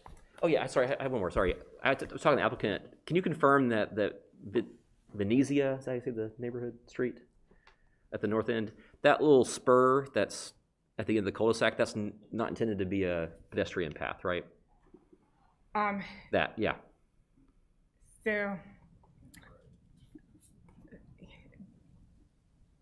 this is a remnant from 10 years ago. And I'll let. But that's what he said, but I just want to make sure that's the staff's understanding is it was never intended to be a pedestrian path. Let me go look at the documents again to make sure. Okay. I know I was updated on it. Let me go make sure. It's an access for the pond back there. Okay. Storm drainage and access. The access easements don't mean pedestrian, it never means pedestrian path. Is that correct? It means maintenance path. It was intended to be access to the SCM. Okay. Have to be able to maintain it, so this is how they maintain it. The vehicle, okay. Thank you.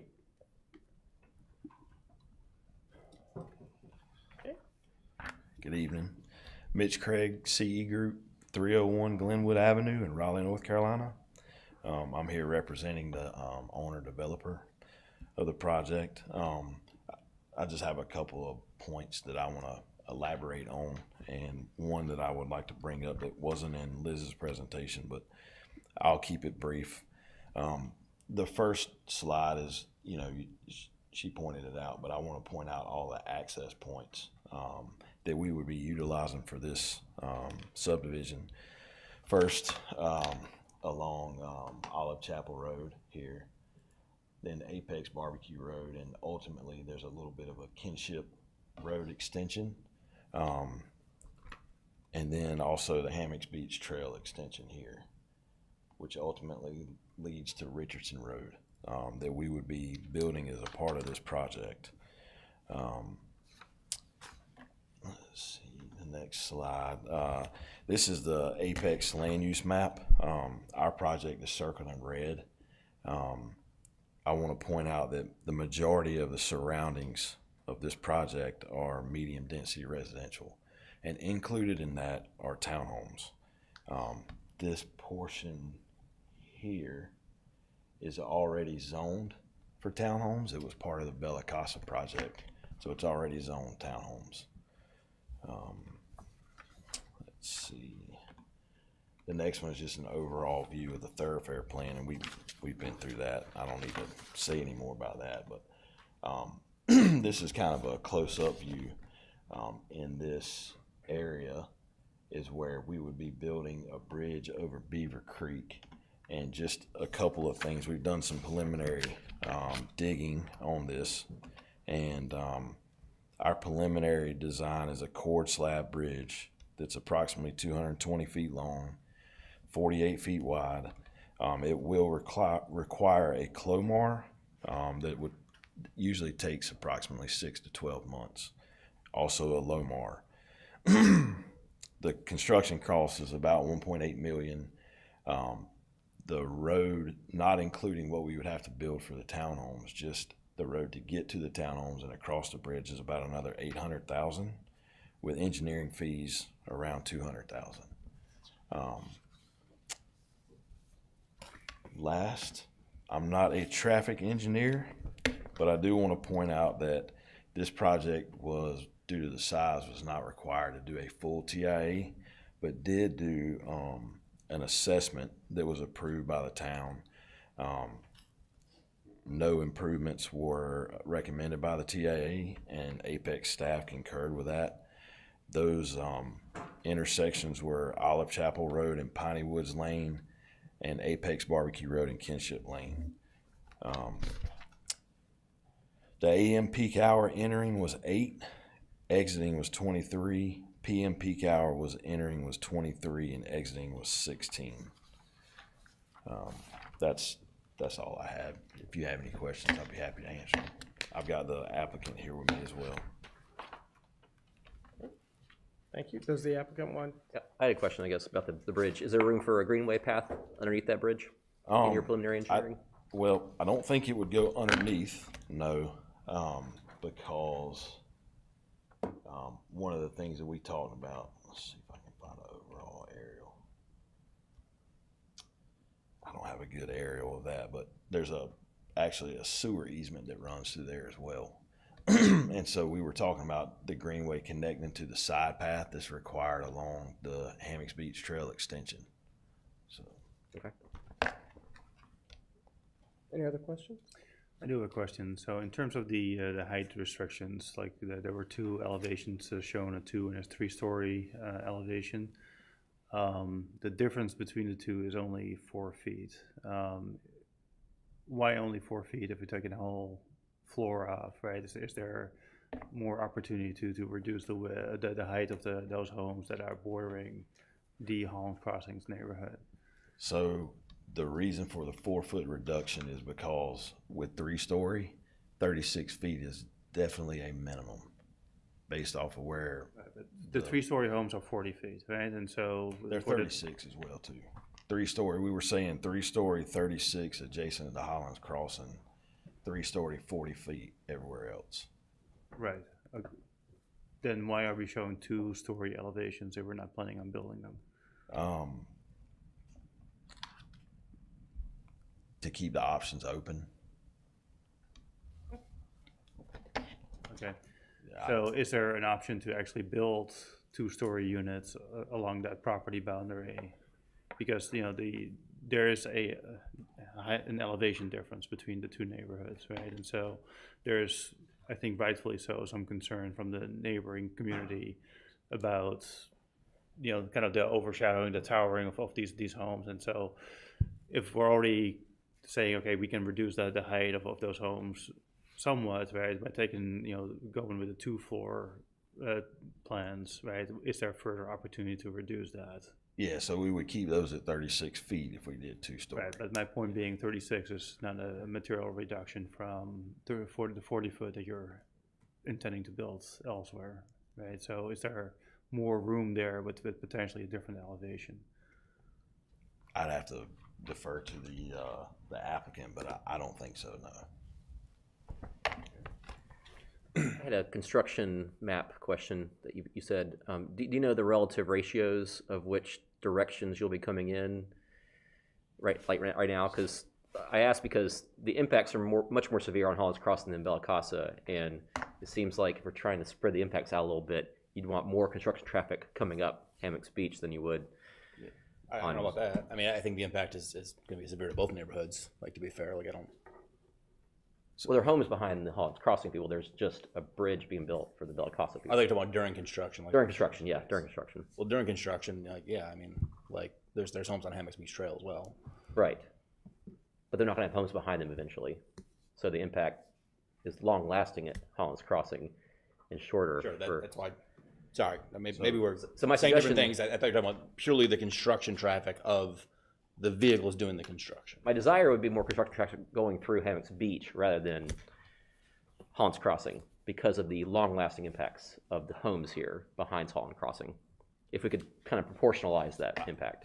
I think that it would probably be split evenly, but we have to build that bridge before we can even make that construction entrance to the site. But as far as traffic goes, actual site traffic, the TIA that was done before the connection to Hammocks Beach Trail. So all of that site was. I'm talking just construction. Yeah. Once it's open, the people are going to use it the way they're going to use it. I'm saying the construction part. If we're going to spread the pain, it would all go through Bellicasa instead of Holland's Crossing, I think. But that would make them mad. But that'd be more fair, I would think. I don't see how that'd be more fair. I think both. I disagree. Like I don't see how that's more fair. Like it seems like we're. I mean, I think micromanaging the construction traffic is the least of our problems here. I'll put it that way. Okay. I have a couple questions, if you don't mind, for you or for the applicant. So I'm aware that the neighbors sent over a series of questions, and they sent me a copy as well. And I'm not aware of any response directly that you've given to them. I just like to go through them and ask if you have a response or what that response is. Okay. Yes, So one request from the neighbors that I think is reasonable is to have the parcels adjacent to Tobacco Farm Trail to be limited in the zoning to 2 stories. Do you have a response to that? I notice it's not in the rezoning application. Yeah, I mean, the response is that 2 stories could be 36 feet as well. So I'd have to, Tyler, you have to come up here and answer that one. I can't answer that for them, but. My question is, do you have a response to this email I'm seeing from the neighbors, which asked for a series of changes? I'm not aware that you've responded to this. I'm curious what your thoughts are on these requests. And the first one, I'm going to go through them, was limiting the height to 2 stories, not necessarily 36 feet, but 2 stories adjacent to Tobacco Farm Drive. Yeah, we received the emails and we went through them internally. We did not respond to the neighbors, but we're gonna stick with the 36 foot and have the ability to go to 3 stories. I mean, this is gonna be a townhome project, and at the end of the day, the buyers are gonna want 3-story townhomes. And to make this pencil out on paper with the bridge and everything, that's kind of how we're moving forward with this project. Okay. The next request was for a buffer increase. I'm aware there's a significant grade difference between. Yeah, if we increase the buffer, then we would lose those units, which goes back to making this project actually pencil out. Okay, so you wouldn't even be able to put units there, you're saying, if there's a bigger buffer? Yeah, if there's a larger buffer, we would not physically be able to put the units there. Correct me if I'm wrong. That's correct. Can I chime in? Have you considered a increase in the opacity with something like a fence? That's actually the next one. Okay. That's actually the one after that. Okay, sorry. Yeah. Ask them then. Yeah. Yes, so there's also a request for a type A versus a type B. So that's something that we've talked about and we'd be open to during the construction process, or yes, but we don't want to put that as a condition now because of the topography grade, we may have to end up going in and clearing more trees than we would have to if we didn't do some certain things. So we'd like to not box ourselves into something now, if that makes sense. Sure. You could offer whatever conditions you do or don't want to offer. Yeah. That's fine.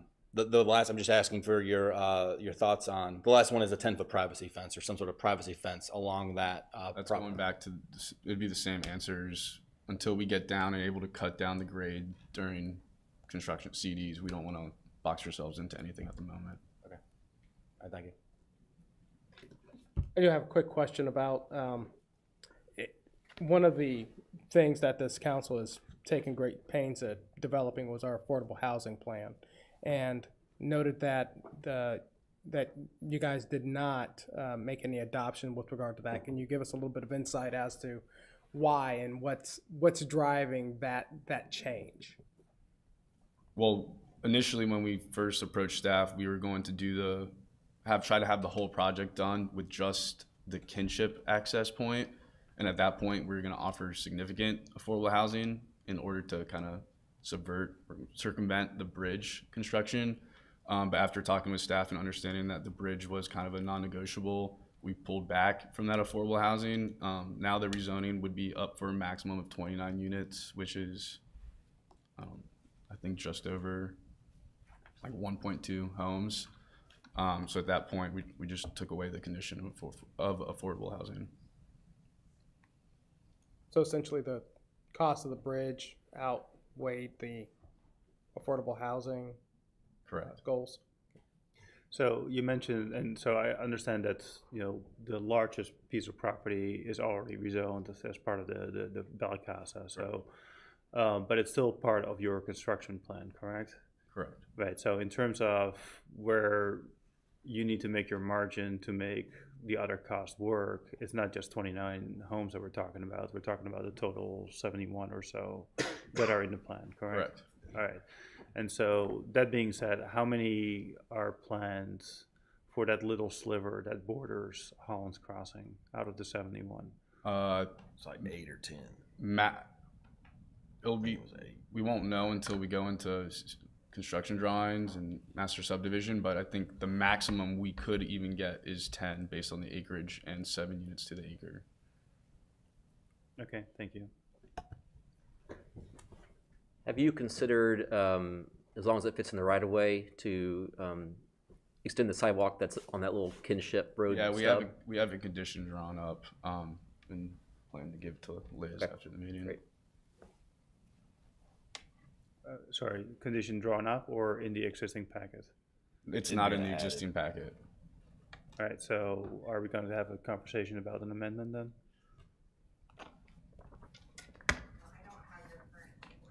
What? I've got it right here.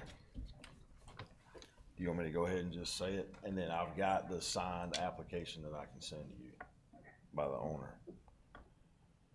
All right.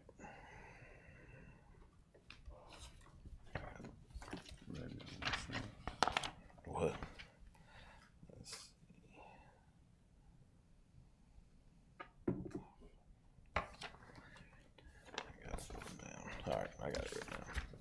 So the condition that we would like to add is prior to issuance of the first residential certificate of occupancy, developer shall install sidewalk a minimum of 5 feet in width along the kinship lane frontage of real ID 0232492, provided sufficient right-of-way exists for such installation.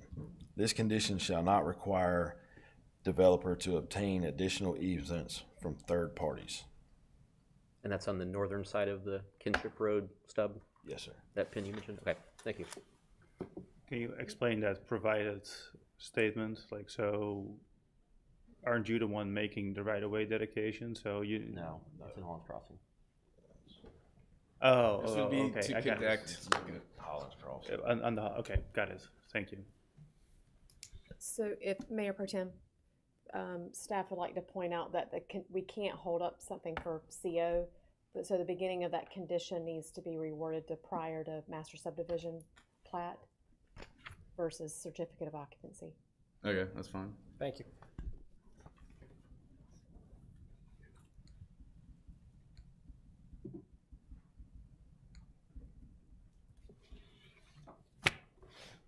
Any other questions, comments? Okay. All right, thank you. All right, we'll move into public hearing on this. We have 4 signed up. And we'll start off with Judith Meller.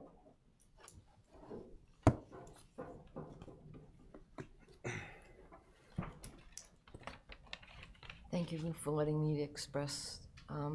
I was the one who didn't sign it, but I wrote the thing. Thank you, ma'am. If you wouldn't mind just saying your name and your phone Judith and your Miller, address as well. 119 Saddle River Road, Thank which you. is at the bottom of the Holland's Crossing development. And last week after the planning board meeting, I got in touch in the middle of the night with the fact that there's a lot of sinkholes. That's not been discussed really that I've seen in anything that I've and I've listened to mostly everything that's been going on. And to me, that's a serious factor that needs to be really considered deeply, because the contour of the land has been so changed with all the developments that have been going on the north side of Olive Chapel, and Richardson Road gets flooded more deeply than ever before. And I took a ride through Kinship. All that at the other end near Richardson is getting flooded too.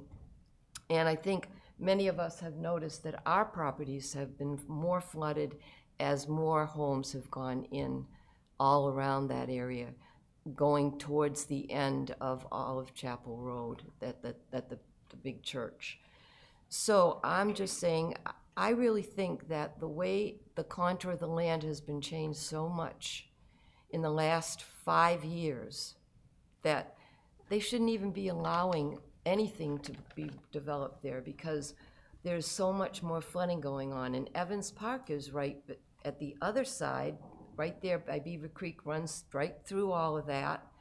We have flood things running all the time. And the greenway, I wouldn't want to be on the greenway in a torrential rain. The water that comes down through my backyard in a regular rain is horrifying. Most of us have had to have a lot of money sunk into, drainage ditches put in and all this piping put in, and it's getting worse and worse. And to me, that is one of the biggest problems. We need to keep our drainage. There's so much building being done now that nobody seems to be thinking about what it's doing to the contour of the land and the drainage of all of our properties. And so they're going to put in ultimately 71 development pieces up there. That's going to definitely bring in a lot more flooding. It already has on what's been done. And the Kinship on the other side is getting a lot of flooding too. So something needs to be, a study or something needs to be really seriously instituted to look into that before anything is built, I think. Because we need to live in harmony with nature, and that's been given up, I think, and it's not making the place a peak of good living anymore. I don't think it's gone now. Thank you. Thank you, ma'am. Next is Mr. John McCall. I'll cede my time. Both Councilman Mahaffey and Council Siegerman have both expressed the concerns that I will address. Okay. Mary Beth Roden.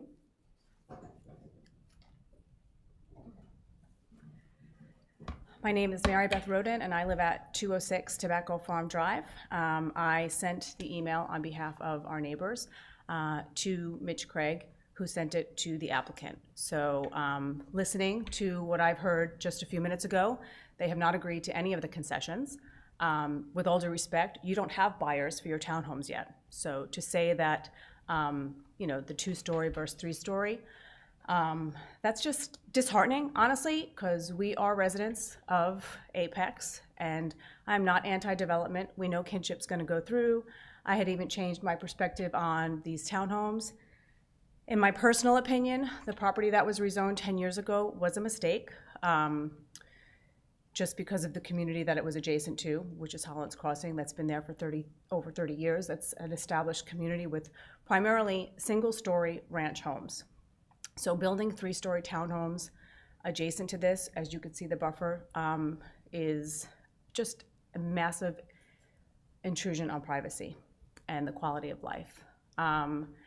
So we did try to meet halfway and ask for some concessions, but now I'm asking that you just vote no on this. I know that the property is going to be developed, but this just is not neighborly. This is not being a good neighbor to come in and just completely disregard all of the requests that we've made. We're trying here, we really are. We're trying to, we love this town. I don't think any of us anticipated 10 years ago where we would be now and the amount of people that are here now. But we love this town.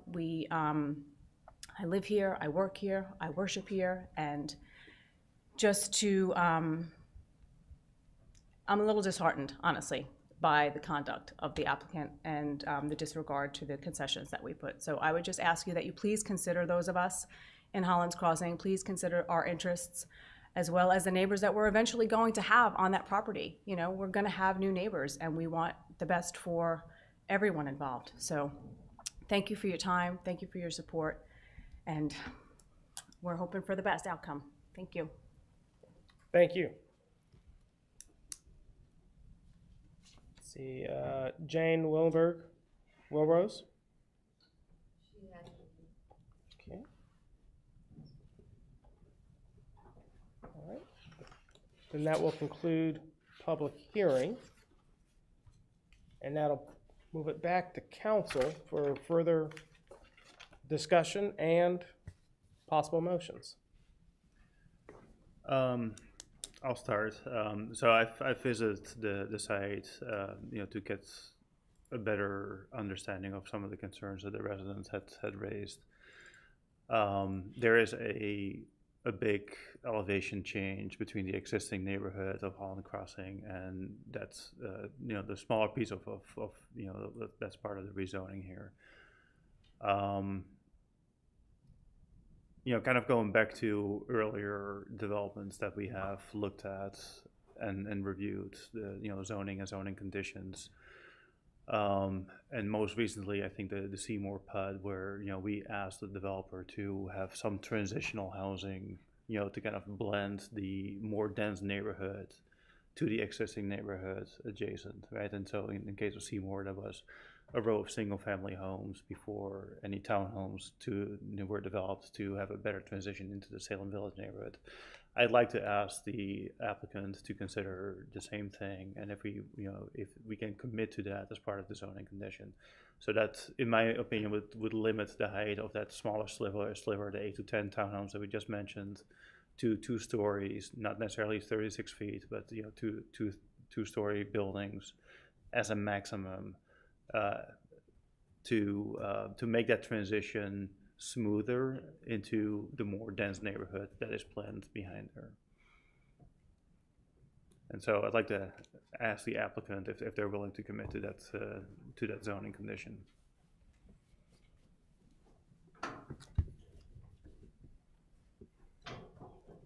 I can't commit to that zoning condition, no. Okay.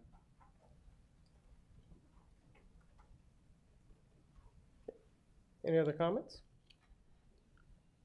I will certainly, I do want to make this comment with regard to, one of the things that we work very hard on is our affordable housing plan. It's one of the top issues that is on residents' minds. It's one of the issues that can drive, the sustainability of Apex long term. One of the things that I think as a council we have ultimately put a lot of time, effort into is understanding that affordable housing is a problem that can be solved if we have policies in place that are there to help address these policies. And I will tell you that this project all drives my concerns in the fact that we don't get the affordable housing goals that we typically look for in this sort of in this sort of project. Now, with that said, there are some things that ultimately help this project. We are looking at more houses, and and we all know that when it comes to the question of how do you address affordability, one of the things that's a key factor is you have to increase inventory, and this would certainly do that. But when I also take a look at this project, one of the things that really does strike me is that there are going to be times when the balance of transportation and other factors may outweigh my desires with regard to affordable housing. And when I look at the roadway, the bridge, I see that as things that I like. I really wish there was a way to get there for affordable housing. I really do. But I also can be pragmatic enough to understand the impact of building this sort of roadway, this sort of access points, because long term, as we start to look at some of those other factors, that transportation infrastructure is of value. And that's something that I feel when we look at those who reside in Apex as a whole, those who transit within Apex as a whole, would be able to get some benefit out of that. So I will tell you, I'm incredibly conflicted in this sort of case, because I do feel like making this sort of concessions on affordable housing can ultimately derail our efforts at trying to maintain affordable housing. But I also can fully recognize the transportation benefits that are there, and understanding the project that we have before us, I'm not necessarily convinced that there will be another project that will come in that will satisfy all the things that I want. And I ultimately recognize that the question that's before us today isn't, hey, Ed, what do you want? The question before me today is whether or not this is going to meet the goals with regard to rezoning. So those are the thoughts that I've had on this matter. But I look forward to hearing what my colleagues have to say on this matter as well. No. No to me, or? No to the project. I think the height restrictions are reasonable request, given the topography. Maybe slightly more nuanced. I agree with everything you say. Like, there's a lot of benefit in terms of the road connections, and I'm willing to make some concessions. But I think that the height restriction is a reasonable request, especially given the number of units that we're talking about. And I'm not willing to progress this as is without that restriction in place. I think it's a reasonable request, and if somebody else wants to take this up and send me a new request, the road will be part of that, and they, know where we stand as a council, and they can try it again. But without that concession in place, I'm not in favor.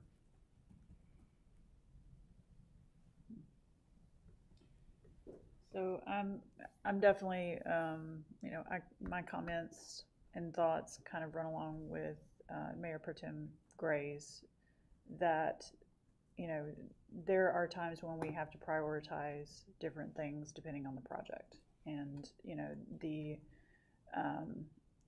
this development in this particular area is locked in because of the need of transportation, because of that huge cost of building a bridge to cross over Beaver Creek.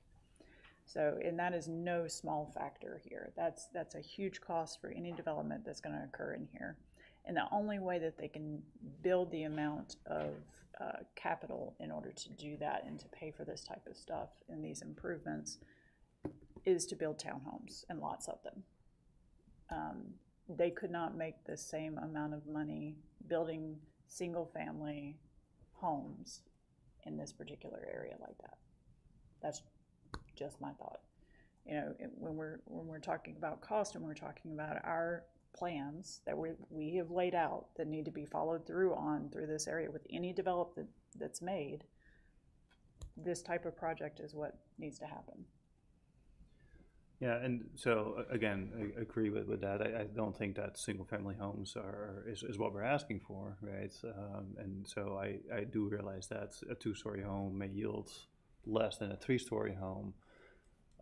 But again, given the number of units, like 8 to 10 as well as cited, I don't think that's going to sink the financial viability of this project, including the bridge. And so I think it's again, I believe it to be a reasonable request, an orderly or more appealing transition between neighborhoods, which is, what we do on the regular, and that's what's driving my request here. And so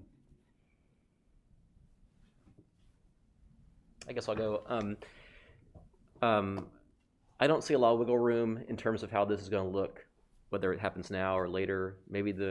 I think there could be single-family homes. They would just be tall, and $1 million would be what they would do, and make the same amount of money or similar. I also think the chances are pretty high that that crossing doesn't get built except for by the town in the future. If the future development comes in a certain way where they can get all the way up to Olive Chapel, they're just not going to build this part, and it'll be the taxpayers that build it. For who knows how much in the future? I don't know. Hopefully, it won't be extravagant, but we know from recent experience they're pretty expensive. So, I'm all about connectivity. We spent an hour before this about connectivity, and this road is essential for our town, in my opinion. And the fact that it's going to connect to Haas and all the way up 64 will mean that people are going to use it from all over the whole area. That's why it's a collector. So, I mean, I think the two-story homes would be awfully nice. I don't know if 36 versus 2 stories makes that much difference. I think the height cap is the more important thing. And I don't know if a lower height could still get 3 stories, but It's also having, windows on the 3rd floor that look down on the houses down below. Right? windows on the floor will be what happens. They wouldn't build ranch-style homes now when the land is, I assume, 5 times more expensive. But that's not what we're asking for, right? So it is what it's been there, and it's been there for a long time. That neighborhood. I've walked around there.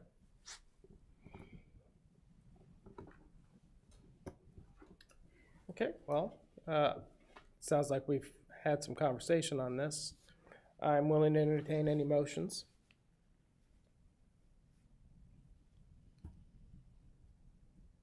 I'll make a motion to deny. I'll second.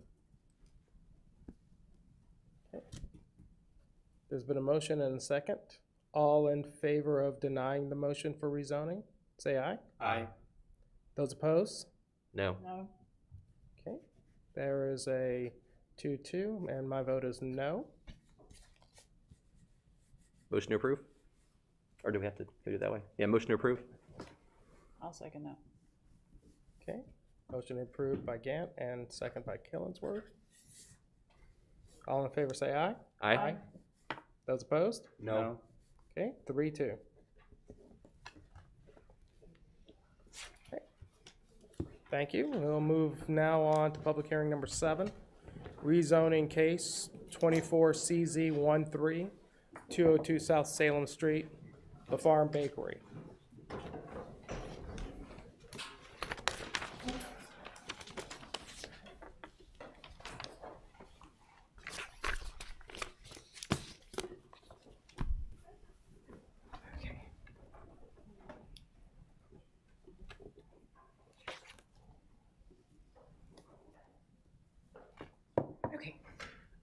This is rezoning case 24CZ13, 202 South Salem Lafarm Bakery. This rezoning is located downtown. The project is at the corner of South Salem and Holloman Street. The property is currently zoned office and institutional, and it is in the small town character overlay district. The applicant is proposing to rezone to mixed office retail residential conditional zoning. The 2045 land use map designates the property as medium density residential office employment. The MORR zoning district is only allowed where office, residential, and commercial uses are depicted by a striped area that includes both residential and non-residential land use classifications. The proposed rezoning to MORR is consistent with the land use map designation. The applicant conducted an initial neighborhood meeting on May 28th and a second meeting on July 22nd. The copies of the neighborhood meeting reports are included in the staff report. A full list of the proposed uses, which are 14, can be found on page 2 of the staff report. And they include restaurant general, medical office or dental, retail sales general. This site was exempt from meeting with the Apex Environmental Advisory Board since the property is located in the small town character overlay district. Planning staff does recommend approval with the conditions offered by the applicant. The proposed rezoning is reasonable and in the public interest because it will allow for a vacant building downtown to be redeveloped and will accomplish one of the recommendations in the downtown plan to attract 5 new restaurants and breweries to Salem Street. The planning board held a public hearing on August 12th and voted 6-0 to recommend approval with the conditions as presented. The applicant is also here to answer any questions that you may have. Okay, thank you. Any questions? Okay, there apparently being none. Okay, we're willing to hear from the applicant.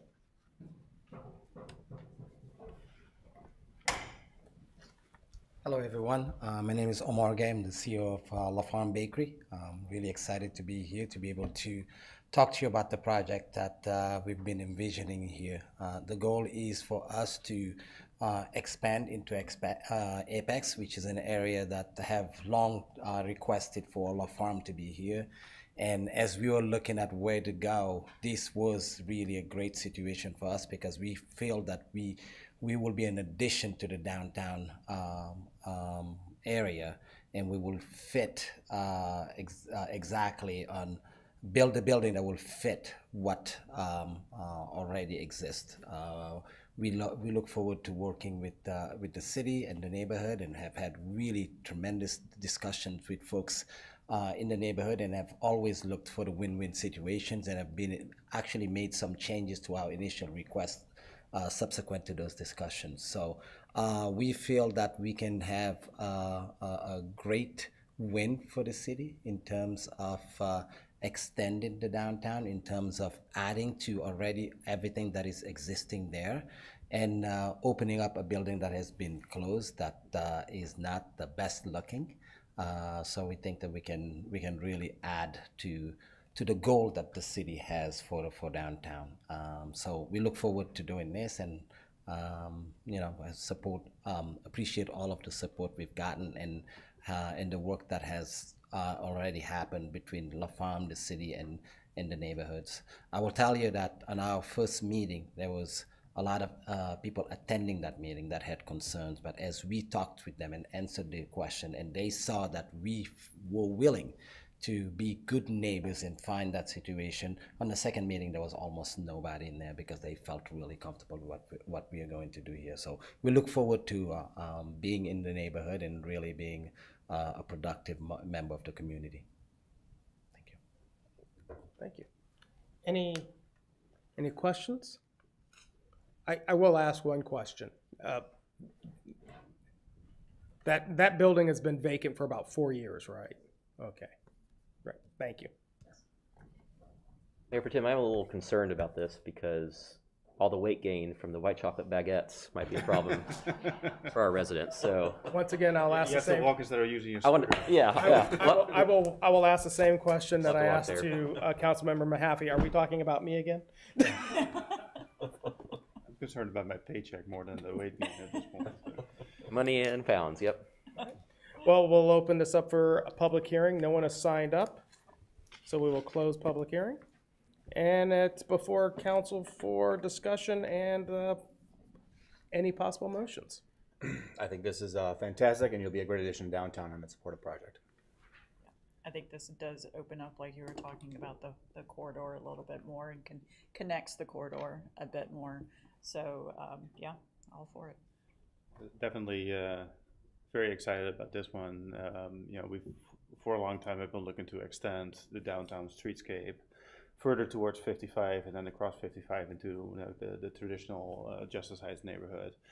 This is, I think, a big stepping stone along that way. So I'm in favor. And my understanding is that there's been some discussions with our staff about the streetscape project, and I'm not sure the status of that, but how if this could be incorporated, at least in the future, some of the things we're doing on Salem further up. So hope that this discussion continues and get people walking and enjoying this place from downtown, not just driving there. Yeah, I'm just happy somebody is gonna be in I don't like vacant spots. It sends a very interesting message. I do think it impacts walkability. I think it impacts people's perceptions. Understanding fully the concerns of the neighbors that came before planning board. But I think a lot of that is alleviated by the fact that we know that any improvements or things of that nature still have to be consistent with the UDO and the historic overlay district. So I feel like this is something that we should be able to support. So I'm entertaining a motion to approve. Still moved. Second. Okay. All in favor, say aye. Aye. All opposed? Okay, that's unanimous. Thank you. And we'll move on to public hearing number 8, Veridia pattern book. This is a first, right? It is a first. Everything in Veridia is a first for the most part. So just a little bit of background. The Veridia Sustainable Development Plan was adopted to facilitate a development that followed guiding principles that includes creating delightful urban places and integrating nature throughout the community, among other things. And the plan, in accordance with the UDO, allows the adoption of elective sustainability standards, of which a couple years ago, a year and a half ago or so, this board approved the environmental enhancement plan. So this process is following, the pattern book is following a similar process as adoption of that environmental enhancement plan. And one of the factors of the sustainability standards that would be included in an elective plan is community design standards and building standards. And so this proposed pattern book is a book of text, diagrams, and illustrations to set forth the principles of design. It's voluntary, but the idea is to create a cohesive development for Veridia and set those standards for all development plans that would come in the future. And so Section 3 is the first section. I'm just going to summarize each section. It's about an 80-page document, as you see. Section 3 deals with streetscapes, primarily of major roadways within the public right-of-way, and providing guidance for that character of the streetscapes. And all the designs, layouts, dimensioning have to comply with the requirements in the SD plan and the UDO. And where there's enhancements in the right-of-way, a developer's agreement regarding maintenance shall be defined between the town of Apex and the developer responsible person. So you're going to hear that statement a lot. Where there's extra that's over and above the standard ordinance requirements or town requirements that the developer wants to do within the right-of-way, then there will be a maintenance agreement that they will take care of the cost, that extra cost of maintenance. Section 4 deals with open spaces, parks, and trails. And the suggestions for the various types include a high percentage of native plant species and providing guidance for pedestrian amenities, public art, and educational signage. And each of the park and open spaces within the development shall comply with the design standards within this pattern book. But park facilities that are owned and operated by the town can follow town standards. And this is just one of the images from that pattern book for active open spaces. Section 5 deals with general landscape standards within the public right-of-way and private spaces. And the idea is to create a cohesive theme throughout the development, whether you're in the mixed-use section or the single-family section. And landscape areas within the public right-of-way that are enhanced above town standards may be included as part of a maintenance agreement between the town and the developer responsible person. And this is just some images. Street trees are actually required within Veridia, and so a lot of work has been going on with the town to make that happen and how that needs to happen. Section 6 deals with site amenities, which provides there's a wide range of site amenities, including paving materials, site furnishings, bike racks, walls, and shade structures in order to create an impactful user experience and enhance the overall aesthetic of Veridia. And this includes modern design standards for bike racks, even for waste receptacles, dedicated outdoor dining spaces, and ways to keep the community engaged. Section 7 actually is the only section that has like a reduction in some standards or additional flexibility, and that's signage, and that's to be expected given the size and scale of Veridia. The signage section also introduces a new sign type named the Principal Ground Dimensional Sign that incorporates public art. I think I have an image. So here's some examples from other communities of this type of signage that would incorporate the name of the development, but also significant public art. And this is intended to be at gateway locations within the development. There's also a master sign plan within the pattern book that guides the location of ground monument signage. And finally, Section 8 deals with lighting. It does not overrule the lighting standards in the UDO, or, SD plan or environmental enhancement plan. The key is more the fixture design and cohesiveness of design, and where there are fixtures that are not town standard, then the developer will have to bear that cost as well. So you see these are not fixtures that you would typically see. And then internal to private development, they have standards for bollards and site lighting to ensure that there's consistency there. The Technical Review Committee reviewed this pattern book and recommend approval. The Planning Board heard this at their August 12th meeting and unanimously recommended approval as well. Happy to answer any questions that you may have. Ms. Bunce, can you describe the kind of the back and forth that you guys had with the developer as far as this final product? Was it kind of like draft 20 that we're seeing now? It was a lot of back and forth and compromises and that kind of thing, or is it? I think we're on about draft 5. The initial document was well written. Probably the section that we had the most back and forth on was the signage section. I had a lot of red lines in that section, and the developer they addressed all the staff's comments. It was a very collaborative process. I will say that we kind of had their mixed-use section was already in review, and we saw the design intent. So we'd already, and staff had been reviewing site plans and subdivision plans with Veridia, and so we had a chance to already think about implementation of street trees and upgraded paving materials within the right-of-way in certain sections of the development, and work out how that needed to happen and could happen, so we knew what the language needed to be for the pattern book. So there's been a lot of collaboration between staff and the developer. Great, thank you. I have a question about section 3, the streetscapes. You showed one of the slides that is in the plan. There's a previous slide that shows the thoroughfare design. Is there a material difference between the major collectors as part of the Veridia plan and the Veridia and the major collectors as part of our normal town standard? Because what I see in this plan is a lot more appealing, and I think offers a lot more options in terms of pedestrian and bicycle friendliness than our standard layouts. And so I'm just curious to know, is there a difference in dedication of right-of-way, and if so, how much of a difference are we talking about? There's a lot of variety in Veridia. And we have worked very closely with the developer on thoroughfare cross-sections, collector street cross-sections to accommodate sidewalks, bicycle lanes, medians, street trees, the utilities that are necessary, and all of that. And so there's not one particular change, because sometimes it's different depending on where you are within Veridia. So there are some areas of Veridia that are more typical suburban development style, and then there are other sections that are very urban. And so obviously a collector street in a very urban section is going to look different than a collector street elsewhere. And so we've worked with all the review departments to ensure that the needs of everyone are met.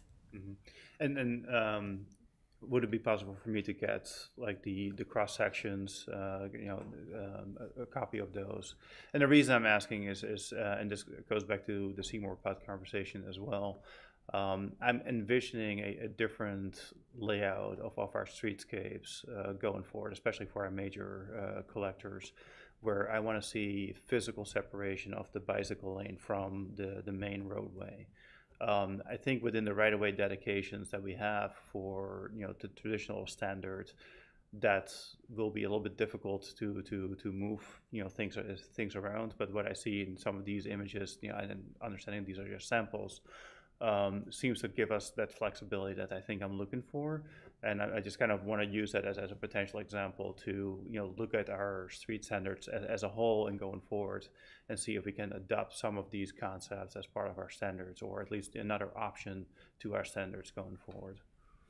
Yeah, we can certainly share those with you. I can't speak offhand whether or not the bicycle lanes that are provided in Veridia are what you're looking for.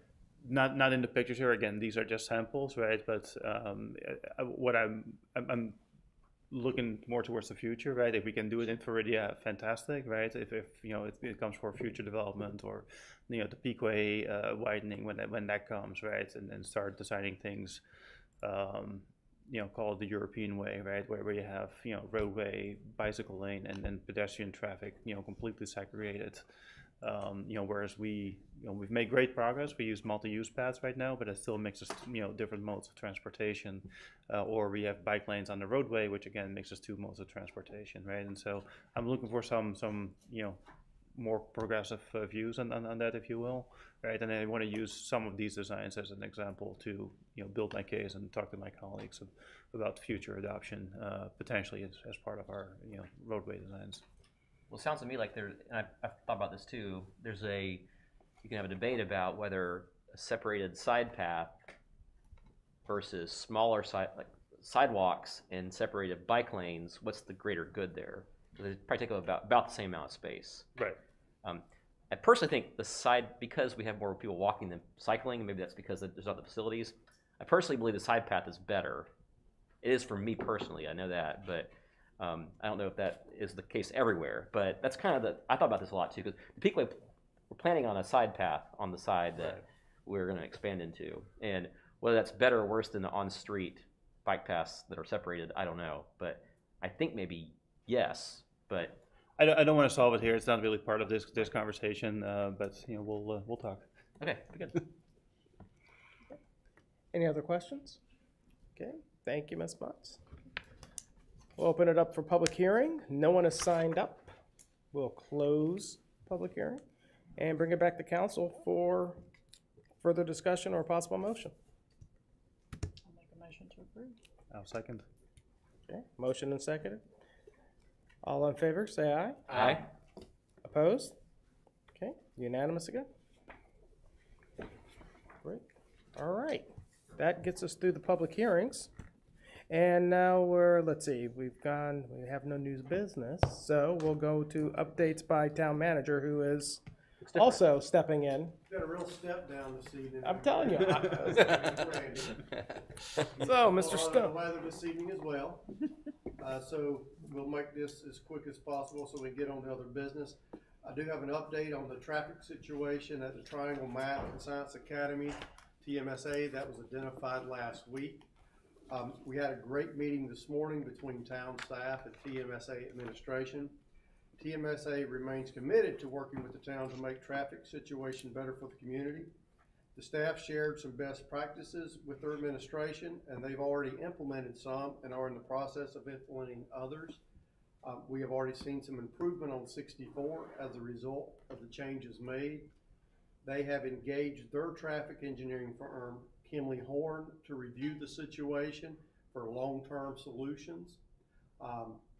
And our staff is working with them as well. I think PD was back out there again today, and I was hearing a conversation with our transportation department this afternoon. They're still trying to work out some kinks over there, but it's beginning of the school year, and so it's just some process things that will help on that to make them, for the improvements that we're hoping to see. We will continue to monitor the situation and work with TMSA on further improvements. Also, we need a few updates regarding the utility billing, as we work to get back to our normal cycles. Customers must create their eSuite profile to log into the online portal. We got some good news regarding the portal today. Customers can now see copies of their previous bills in the portal. However, their ability to see the bills also allowed them to see that some of the billing amounts were high. And really this catching some people off guard. We ask customers to keep in mind that the bill they just received reflects 2 months of usage, minus any payments that they may have made since early July, and that summer months often have high usage and therefore higher bills. Staff also noticed a discrepancy with the rate that had been applied to some bills as it relates to irrigation meters when looking at the eSuite, and we have hopefully made that correction, and hopefully they'll see the accurate amount on their paper bill when it comes. If any customer believes their bill is inaccurate, we encourage them to call our customer service staff. Their number is 919-362-8676. or they can always go to our website to get more information at www.apexnc.org/payment. That said, and I'll give that because we are experiencing an extremely high number of volume of calls due to the disturbances we've had with our operations with the cyber incident. So they may be on hold for quite a bit. So that's the reason I give the email address that they may be able to find their answer there, because they're trying to keep it updated daily. And we're also aware of some calls being dropped due to the long wait period and the volume of calls. And that's just a technical glitch in the system. Lastly, town facilities and offices will be closed on Monday, September 2nd for Labor Day. Please keep in mind that all our public safety folks are still working, and keep them in your thoughts as they're out keeping us safe and protecting us on that day. And that's what I've got for you this evening. Okay. Thank you, Marty. Appreciate that. I'm willing to entertain a motion to go into closed session. Motion to go in closed session? Second. Moving second. All in favor, say aye. Aye. Okay. Opposed? None? Okay. We'll go into closed session, and I'm not sure if there's another matter that we're going to need to take care of when we're back, so just to let folks know. I don't believe so, but you will need to come back into open session. We'll come back in open session, of course, but just for those who are watching on YouTube, want to like and subscribe.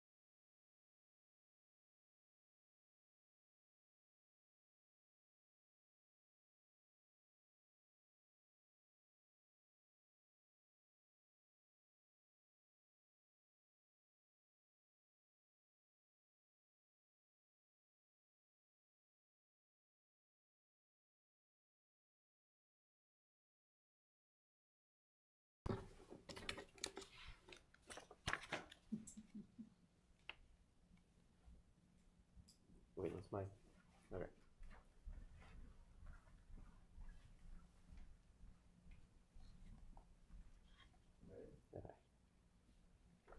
We're good? Meeting adjourned. Action. All right.